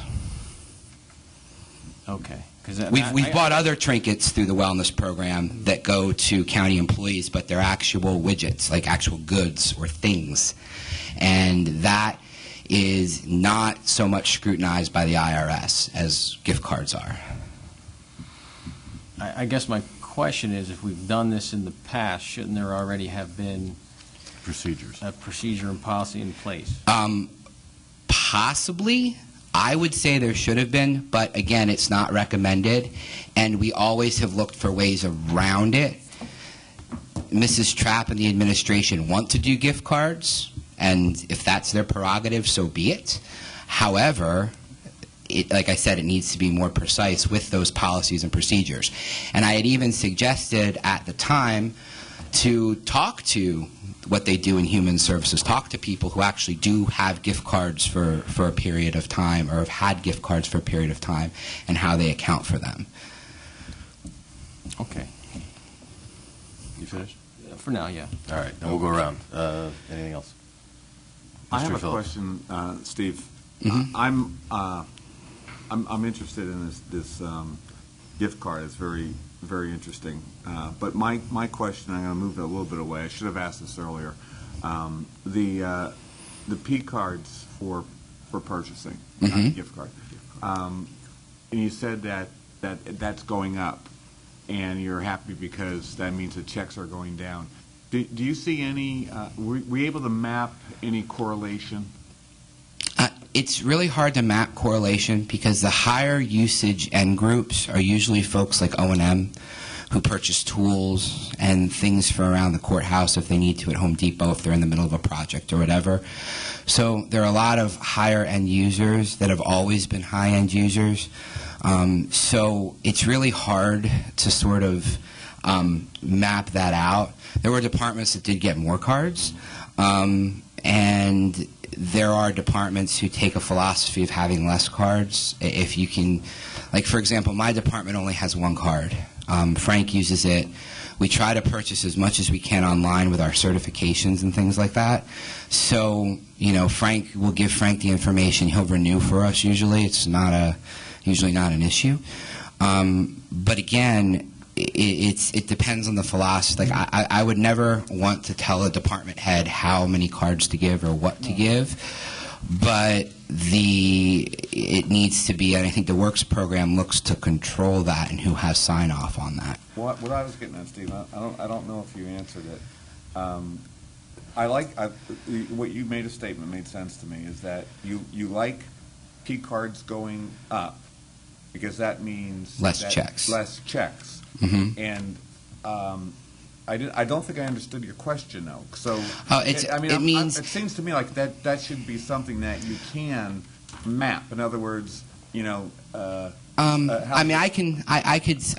could look and see. We didn't map it for this audit, but I could look and see what departments had increased P card usage and then how they paid for those goods elsewise, if you'd like.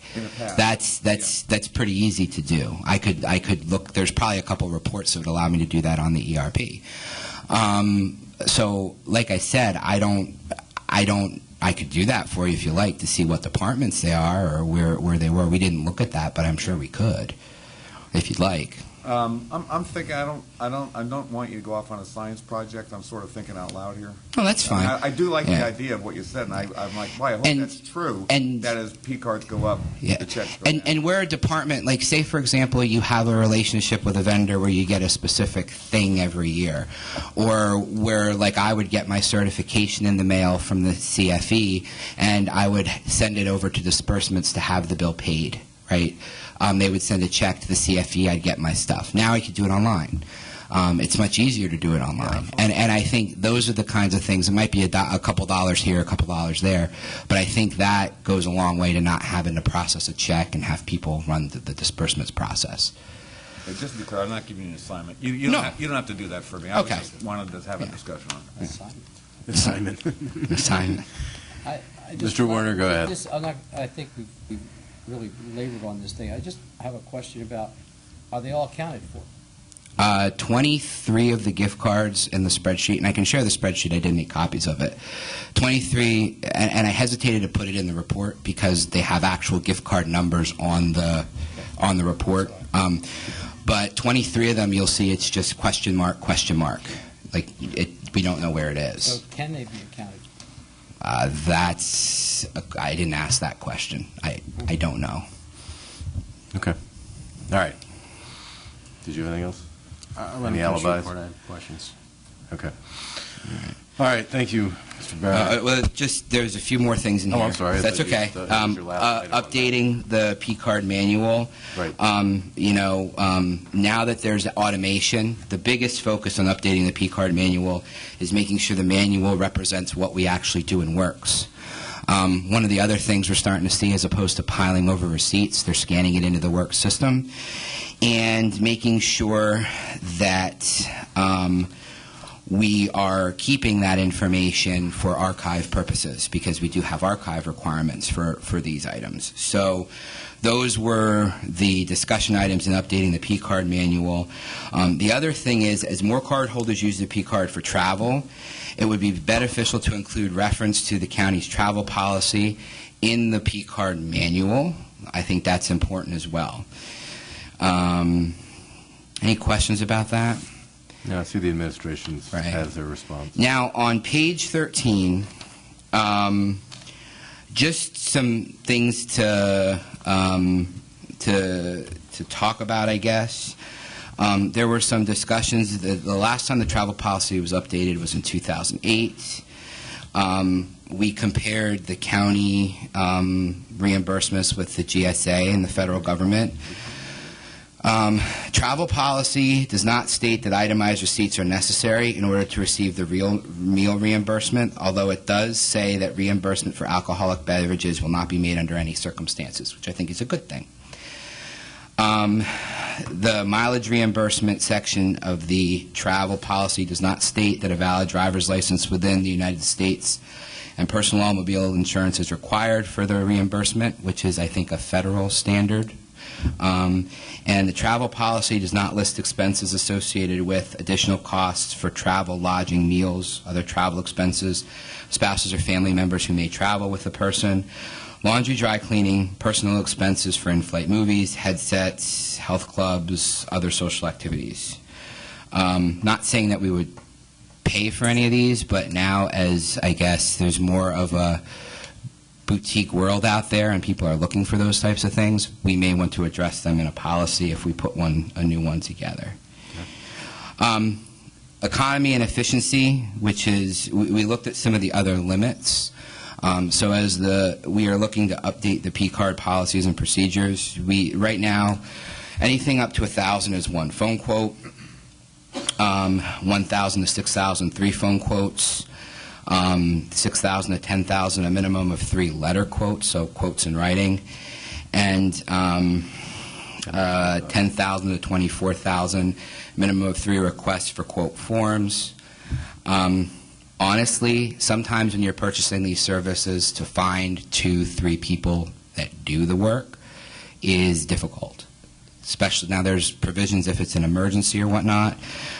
We listed what some of the other counties do and what the county code requires. for just some discussion later on down the road as you look at, what maybe those limits should be. And we had, the administration should review those fiscal limits. And then the status of works implementation there, that was that extra 3 months. We just wanted to throw that in there so that you guys could see, as council members, that the works program is doing well. It eliminates a lot of the paperwork. Okay. Any other questions? I just have some generalized questions, Mr. Barron. The P-card audits on their own merit, I think, are valuable. What's concerning is we've done one every year. It seems like since 2010. And from a prior life, I know the Sarbanes-Oxley reports. I had to do them in my prior job. You would base your sampling study off of your findings from the previous study. So if you found a lot of occurrences, you would up the amount of test samples. If you didn't find any, you could drop it down as long as you had reason to do it. And I've always been argumentative about, I feel that you've made your position a political position. So when I look at this report compared to prior years past, prior years past has always been P-card audit, P-card audit, P-card audit, and I get it. It's concerning that we see some of the same similarities in there because the audit itself and the findings, they have merit. It seems like this is something that should have been addressed a long time ago.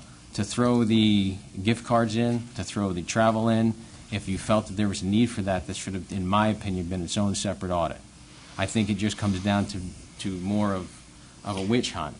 Again, that's why I asked, have we ever used gift cards? If we used gift cards in the past, if this was the first year, I would get it. And just to be clear, there are some issues. You're absolutely right. There are some issues. To me, if you buy gift cards, everything should be documented. There's no excuse for it, whether it's $5, $20, $50. I get it. I just view this again. It just comes down to we're 3 weeks from the election. It's just another example of how to make the administration look bad. I wish we would have gotten this earlier when this came up. I question the sampling size based on the audit. The sampling size is based on the Yellow Book standards. Okay. So well, again, I look at in the past there were 108 in 2015. You had 108 card holders. We did 35 samples. 2014, 129, 35. 2013, 146. Sampling size was 35. 2012, 140 to 50. 11, 140 to 35, and 10, 140 to 30. And all of a sudden now, in 2017, there's 123 card holders, and we do a sampling size of 125. It just makes me question whether it's politically motivated. I understand. And then just to share with you, 37% increase, not to mention there were specific issues with violations of the meal policy. So if you see violations and if you're seeing that there's a pattern of specific violations, you look at additional transactions to see if it's a universal problem or it's an isolated problem. So the sample can increase based on findings. Okay. And that's in the Yellow Book. It was all done by the Yellow Book standards. I understand that, but understand where I'm coming from, just being a little jaded. I understand. On page 3 of the report, the jail had a almost $65,000 increase, yet there's no samplings from the jail. Operations and maintenance. What do you mean there were no samplings from the jail? I don't see what there was a sampling. I see there's juvenile detention. There was 2. But I'm just saying, based on the amount of purchases, I would figure that there'd be more. The sample is also random. I believe there were samples from the jail, though, if I'm not mistaken. I'm just looking at the report I have here. What report do you have there? 17 pulled from Human Resources, 19 from Youth. Children and Youth, yeah. And they actually also have gift cards there. So 13 from Grace. Again, it just. And I think O&M is high on the list as well. A lot of the increases at the jail. O&M was 5. What was that? O&M was 5. Correct. So I'm just curious why Human Resources was 17 and O&M, which I'm guessing would have a higher budget, was their volume increased almost 100%. So why wouldn't Operations and Maintenance have more of a check than Human Resources? Their volume decreased. Okay, why would, again, Human Resources 17, Graysdale's at 13. What was that? Human Resources 17? Human Resources, you tested 17, Graysdale at 13. Again, Graysdale's was about the same, maybe a little tick higher. I don't have the other reports in front of me, but Human Resources usage went up 17% or 100%. I just, like I said, Mr. Brown, No, like I said, it's I a shame. understand. It's a shame to Mr. Albert because the P-Card audit and the ones in the past are all, they seem pretty objective. I just think it's a pop shot to throw the other stuff in there. Understand, but when 23 gift cards are unaccounted for in the spreadsheet, and I will share the spreadsheet with you. I have copies I will give you. When that is something that we see as we're looking at the spreadsheet, it's almost like you want to make sure that we are being very, very precise. Because you yourself have said if an issue comes up later and I don't address it with counsel, and I've been very forthright with counsel, you have asked me, well, where were you? I'm right here talking to you about the issue. I understand. So and I just like want I to. said, I'm trying to be objective because some of the findings are good. I'm not saying that No, absolutely. it's not. I question the time. And honestly, I personally do not like gift cards because of it being a cash instrument, and specifically because I've seen cash laying around this county that has burned people and directors. So that is something that I have gone after quite rabidly, and I view gift cards like cash. So, Mr. Phillips, I just have to take maybe a counter to Mr. Bennell. I think that I did see things here that are concerning, that needs to be tightened up. I think there's goodness in what I learned today, and I know the administration probably feels the same way, that they have to tighten this up again. So I'm not prescribing anything to your motive. I got the facts. The administration got the facts. We're going to make the county better by acting on those facts. And let me be clear. If this is how the administration wants to award employees, by doing gift cards, that's their choice. I will be fine with it so long as you tighten that up. I'm not saying that we should get rid of them. Mr. Cusick, says we should get rid of them, and in principle, I agree, because I think there are better ways to do it. But barring any policies and procedures or anything like a set instrument that tracks them, like an issue track system like you see for accountability in O&M, it's really hard. I also didn't like our petty cash. We've eliminated a lot of petty cash during the Stouffer administration. It's funny, you had, in the Sheriff's Department specifically, you had a random $20 bill under the petty cash drawer, and one of my auditors goes in there and says, "What's the $20 bill for?" "Well, you're not supposed to touch it." "What do you mean you're not supposed to touch it?" "Well, it's just we were always told that's a $20 bill." So literally I found the county's bottom dollar because that $20 bill wasn't supposed to be spent for whatever reason. I don't know why, but those are the kinds of things that, when you come into this office you find, and we still have some of those little outliers. We found a credit card at Graysdale from Walmart where they were paying late fees, and I thought we got rid of all of their cards but B cards, So it does happen every now and again. We just, like I said, if that's the choice the administration wants to make, they have to tighten it up. Okay. Mr. Warner, do you have anything else for the good of the order? Mr. Barron, anything else? No. Have a great evening. Have a good evening. Meeting in movement for, absolutely. If I may be indulged, I know this is not an agenda item, but because the issue I want to discuss with you is one that bubbled up at Council 2 weeks ago relative to the jail project. Yes. Overall, I have received some information which I'd like to share with you, just as an interim update, if I may. Sorry, Mr. Thank you, Mr. Barron.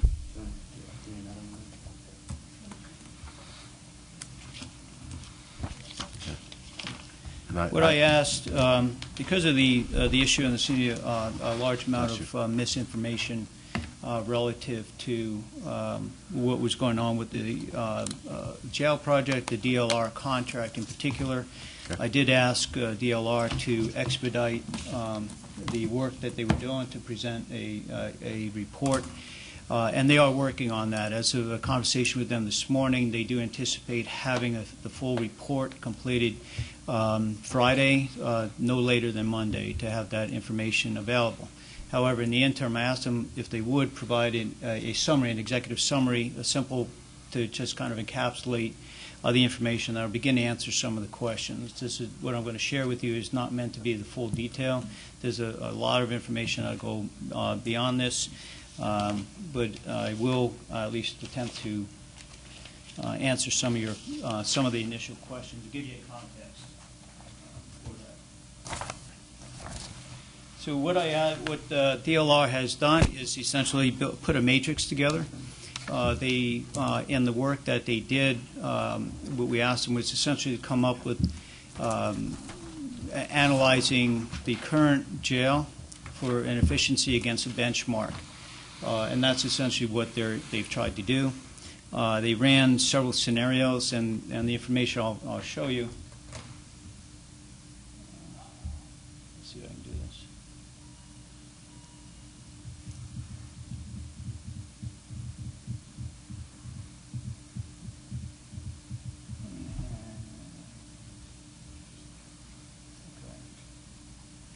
How do you make it a full? There you go. Bernie, I have a copy for you. Bernie, I have a copy for you. What this information basically encapsulates down the left-hand side is really the criteria that they evaluated in great detail. The information across the top are the scenarios, if you would, that they ran, looking at what would be possible options to remediate the jail, what options would we use in combination. Since we have multiple assets, if you would, we have the old jail, the new old jail that was done, the upgrades that were done, and then we have a lease with West Easton overall. So those are the various options, if you would. The top blue column, total related bed capacity, that's simply telling you relatively to what they looked at, how many beds. And the intent of this was really to show relatively, we're rated today for about 912 beds, and we're staying within that same relative ratio, depending on the combination that they put together. The red, green, and yellow is really just a way to take a look at some of the challenges that we have. The second blue line, operational cost per day per bed, is essentially the measure that we've been talking about as a way to give you a benchmark indication overall. So the 7 options that they looked at, option number 1 was taking a look at basically if we did a split, maintain the West Easton location, and then did a 768-bed facility at a new site, not on this campus. That would give us 944 bed capacity and a daily cost per day per bed estimate of about $86 and change per day. To give you an idea, right now, as of the end of 2016, we're right around $115 per day per bed. So the difference between the 115 and the 86 would be the potential incremental savings that the county could realize on option number 1.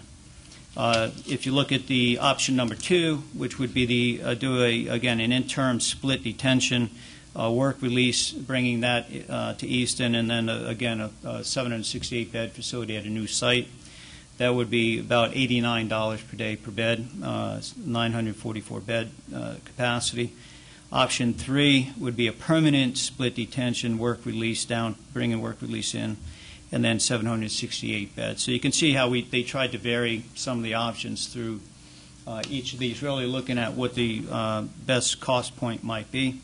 Option 4 would be consolidate all of the detention, acquire the West Easton, or maintain the West Easton, and 768 beds at a new site, not here in Easton. Option 5, consolidate detention and work release, do a 968-bed facility. So really, you're consolidating it into one facility, one larger facility. It would give us 960 beds, and that would be done at a new site. Option 6 would be, again, a split, some in custody downtown, acquire West Easton, and do a smaller 512-bed facility at a new site overall.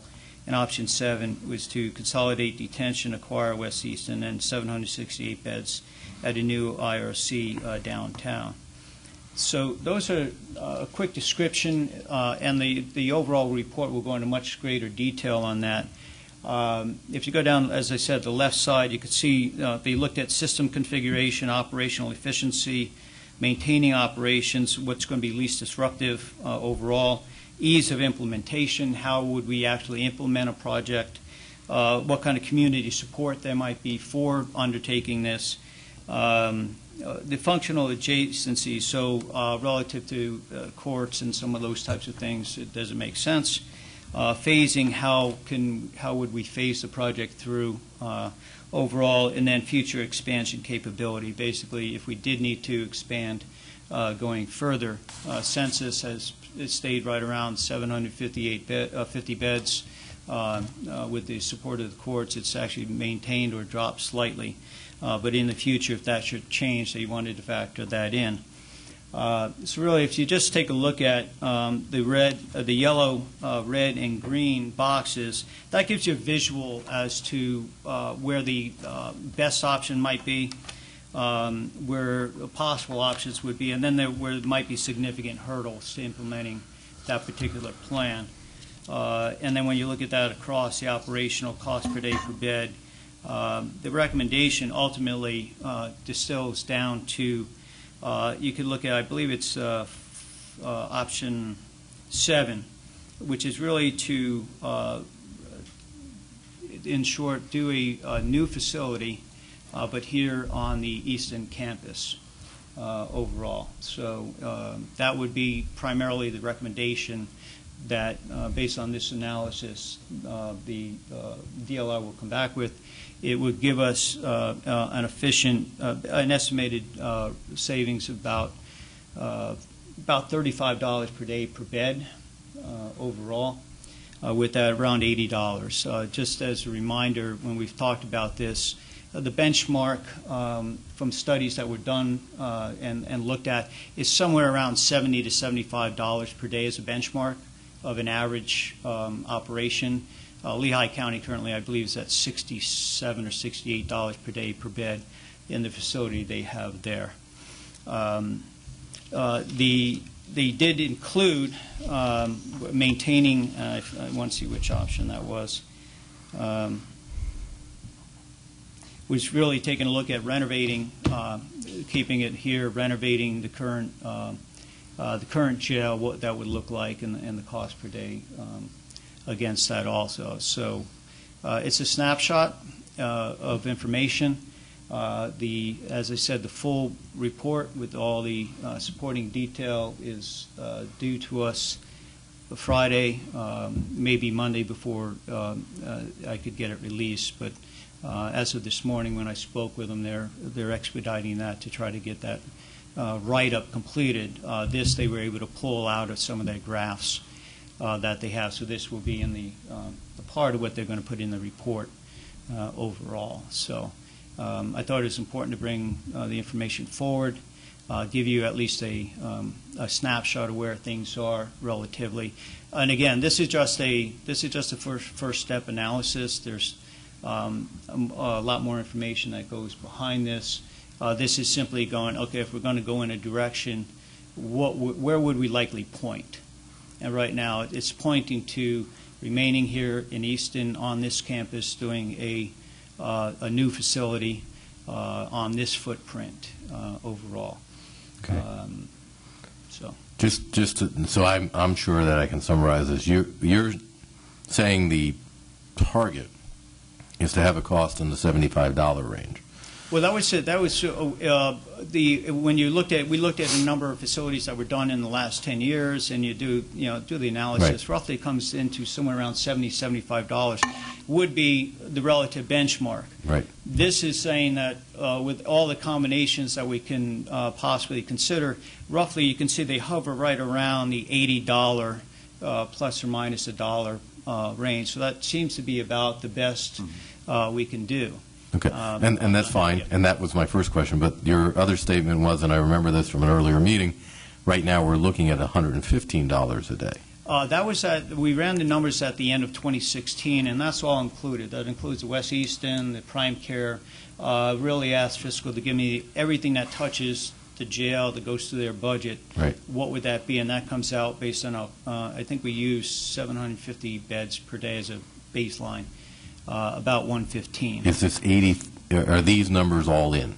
Are these the same metrics? Yes, yeah, and essentially what DLR did was they went through the old facility, looked at what we're operating now. When we talk about programming, and working with Director Keene, going, okay, this is what we're doing. What else do we want to do?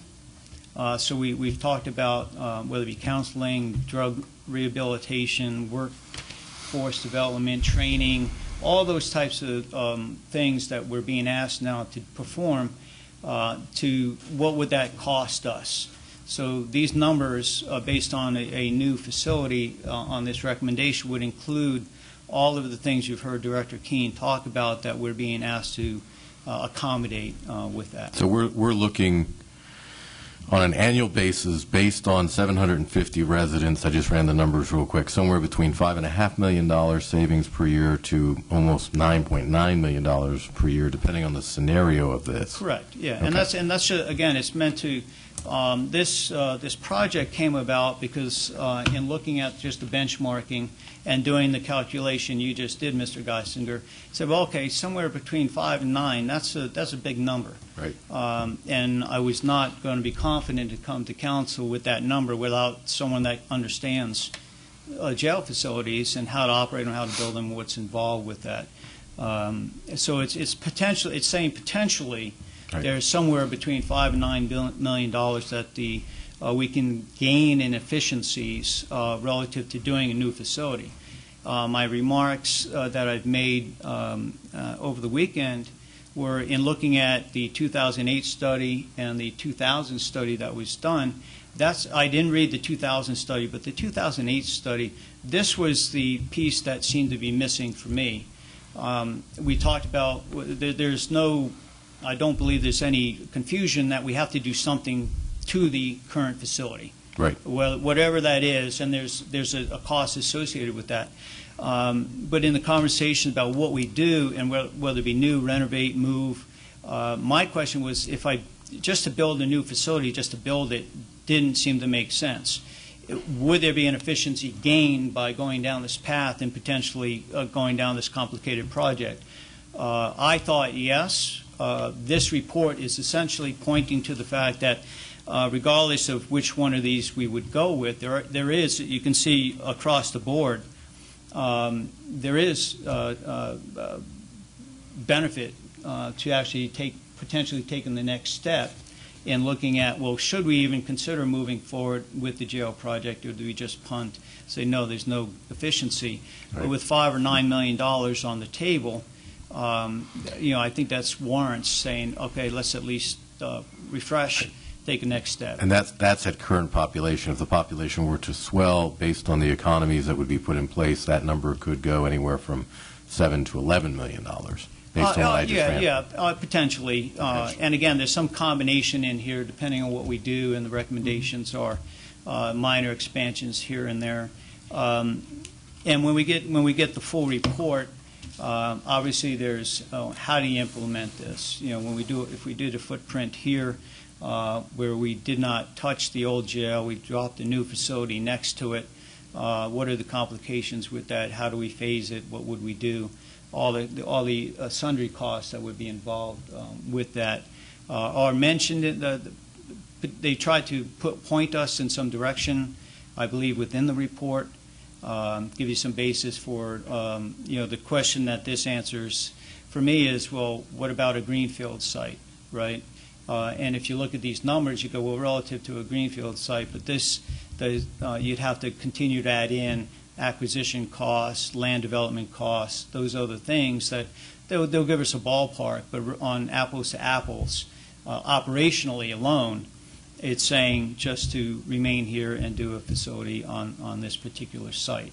Okay. So I don't want to oversimplify it. This is not a simple undertaking to even consider looking at, but it is saying at least, depending on which option, when we go through it in great detail, what we should look at and how we should move forward potentially.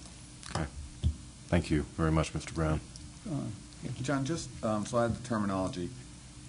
Interim split, I'm looking at option 1, John. Yeah. Interim split detention.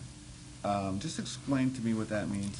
Yeah, I'd have to, again, how I wouldn't want to comment on that because they define that in the report and how they considered looking at. But essentially what we were looking at, Mr. Phillips, was really saying, okay, between work release, we need to maintain facilities. For example, if we put in a 72-hour hold here, so that inmates would come in, they have to appear before court, but we don't know if they're going to go into the jail or not. There's a cost of processing them, putting them in the jail. If they're not going to be actually booked and held, there's some scenarios like that, and each of these try to take into that some accounting of that, Mr. Phillips. But I couldn't really define that. When the full report comes, it'll give you that kind of detail.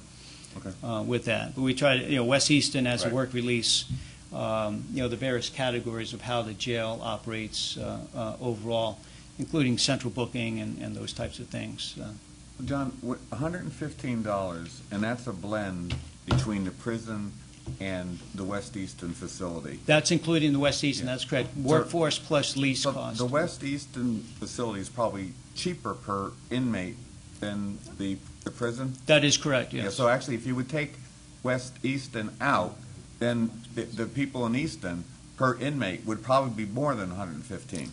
Yes, that would be correct, but we try to represent what we're currently doing and then what would make sense from that. And the West Easton site is fundamentally less expensive because you really have a dormitory style environment. You don't have individual cells where I think we maintain about 124 on average. There's a cost to that, but the manpower to oversee the 124 is a much smaller unit than what we do here, where we have maybe 1 to 25 or 1 to 40 No, inmates. I get that. I'm just talking about the differential is that if you would save, if we would solve the Easton prison, then per prisoner, we'd be saving more than $115. Yeah, I understand where you're pointing to, and the report will begin to point to also the fact that I believe this body uniformly agreed we have to do something with the current old site at least. The current old site is, as I've said, kind of disintegrating around us. We have to do something, but we needed to evaluate what would be the cost if we just did a major retrofit. And just kind of went in and brought everything to current standards. Essentially what we'll find, what you'll see, is that we're operating at about 2/3 the size we should be for the relative work that we're doing overall. And that's part of the struggle to do some of the programming in an effective and efficient way with that. So.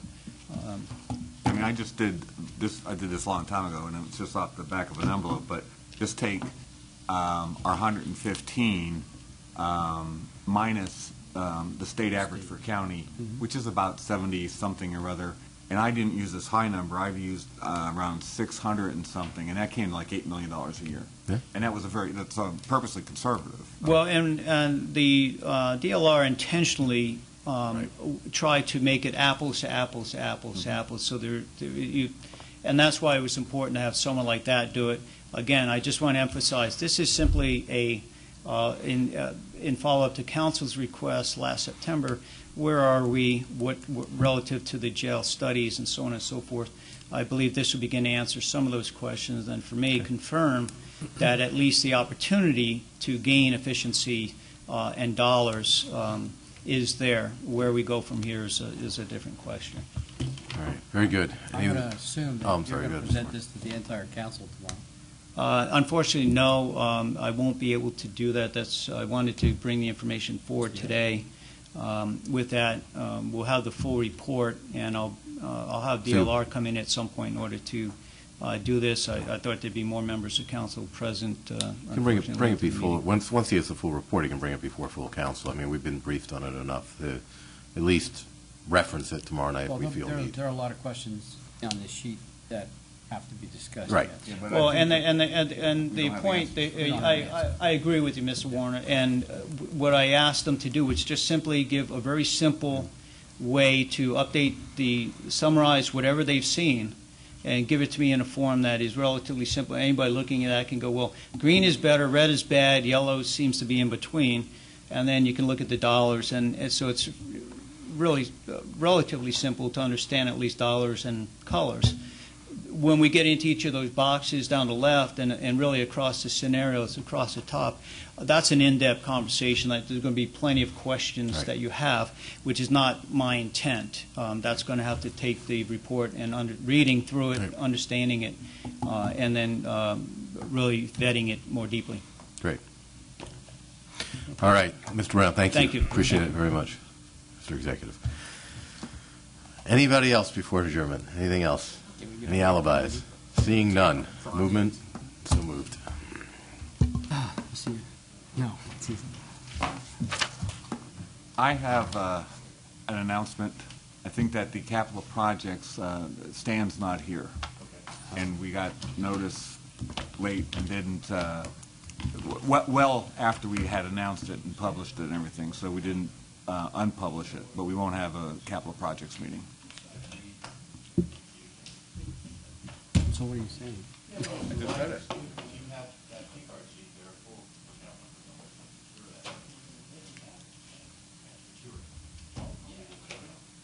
Linda, do you take this? You'll get it? Yeah. Okay.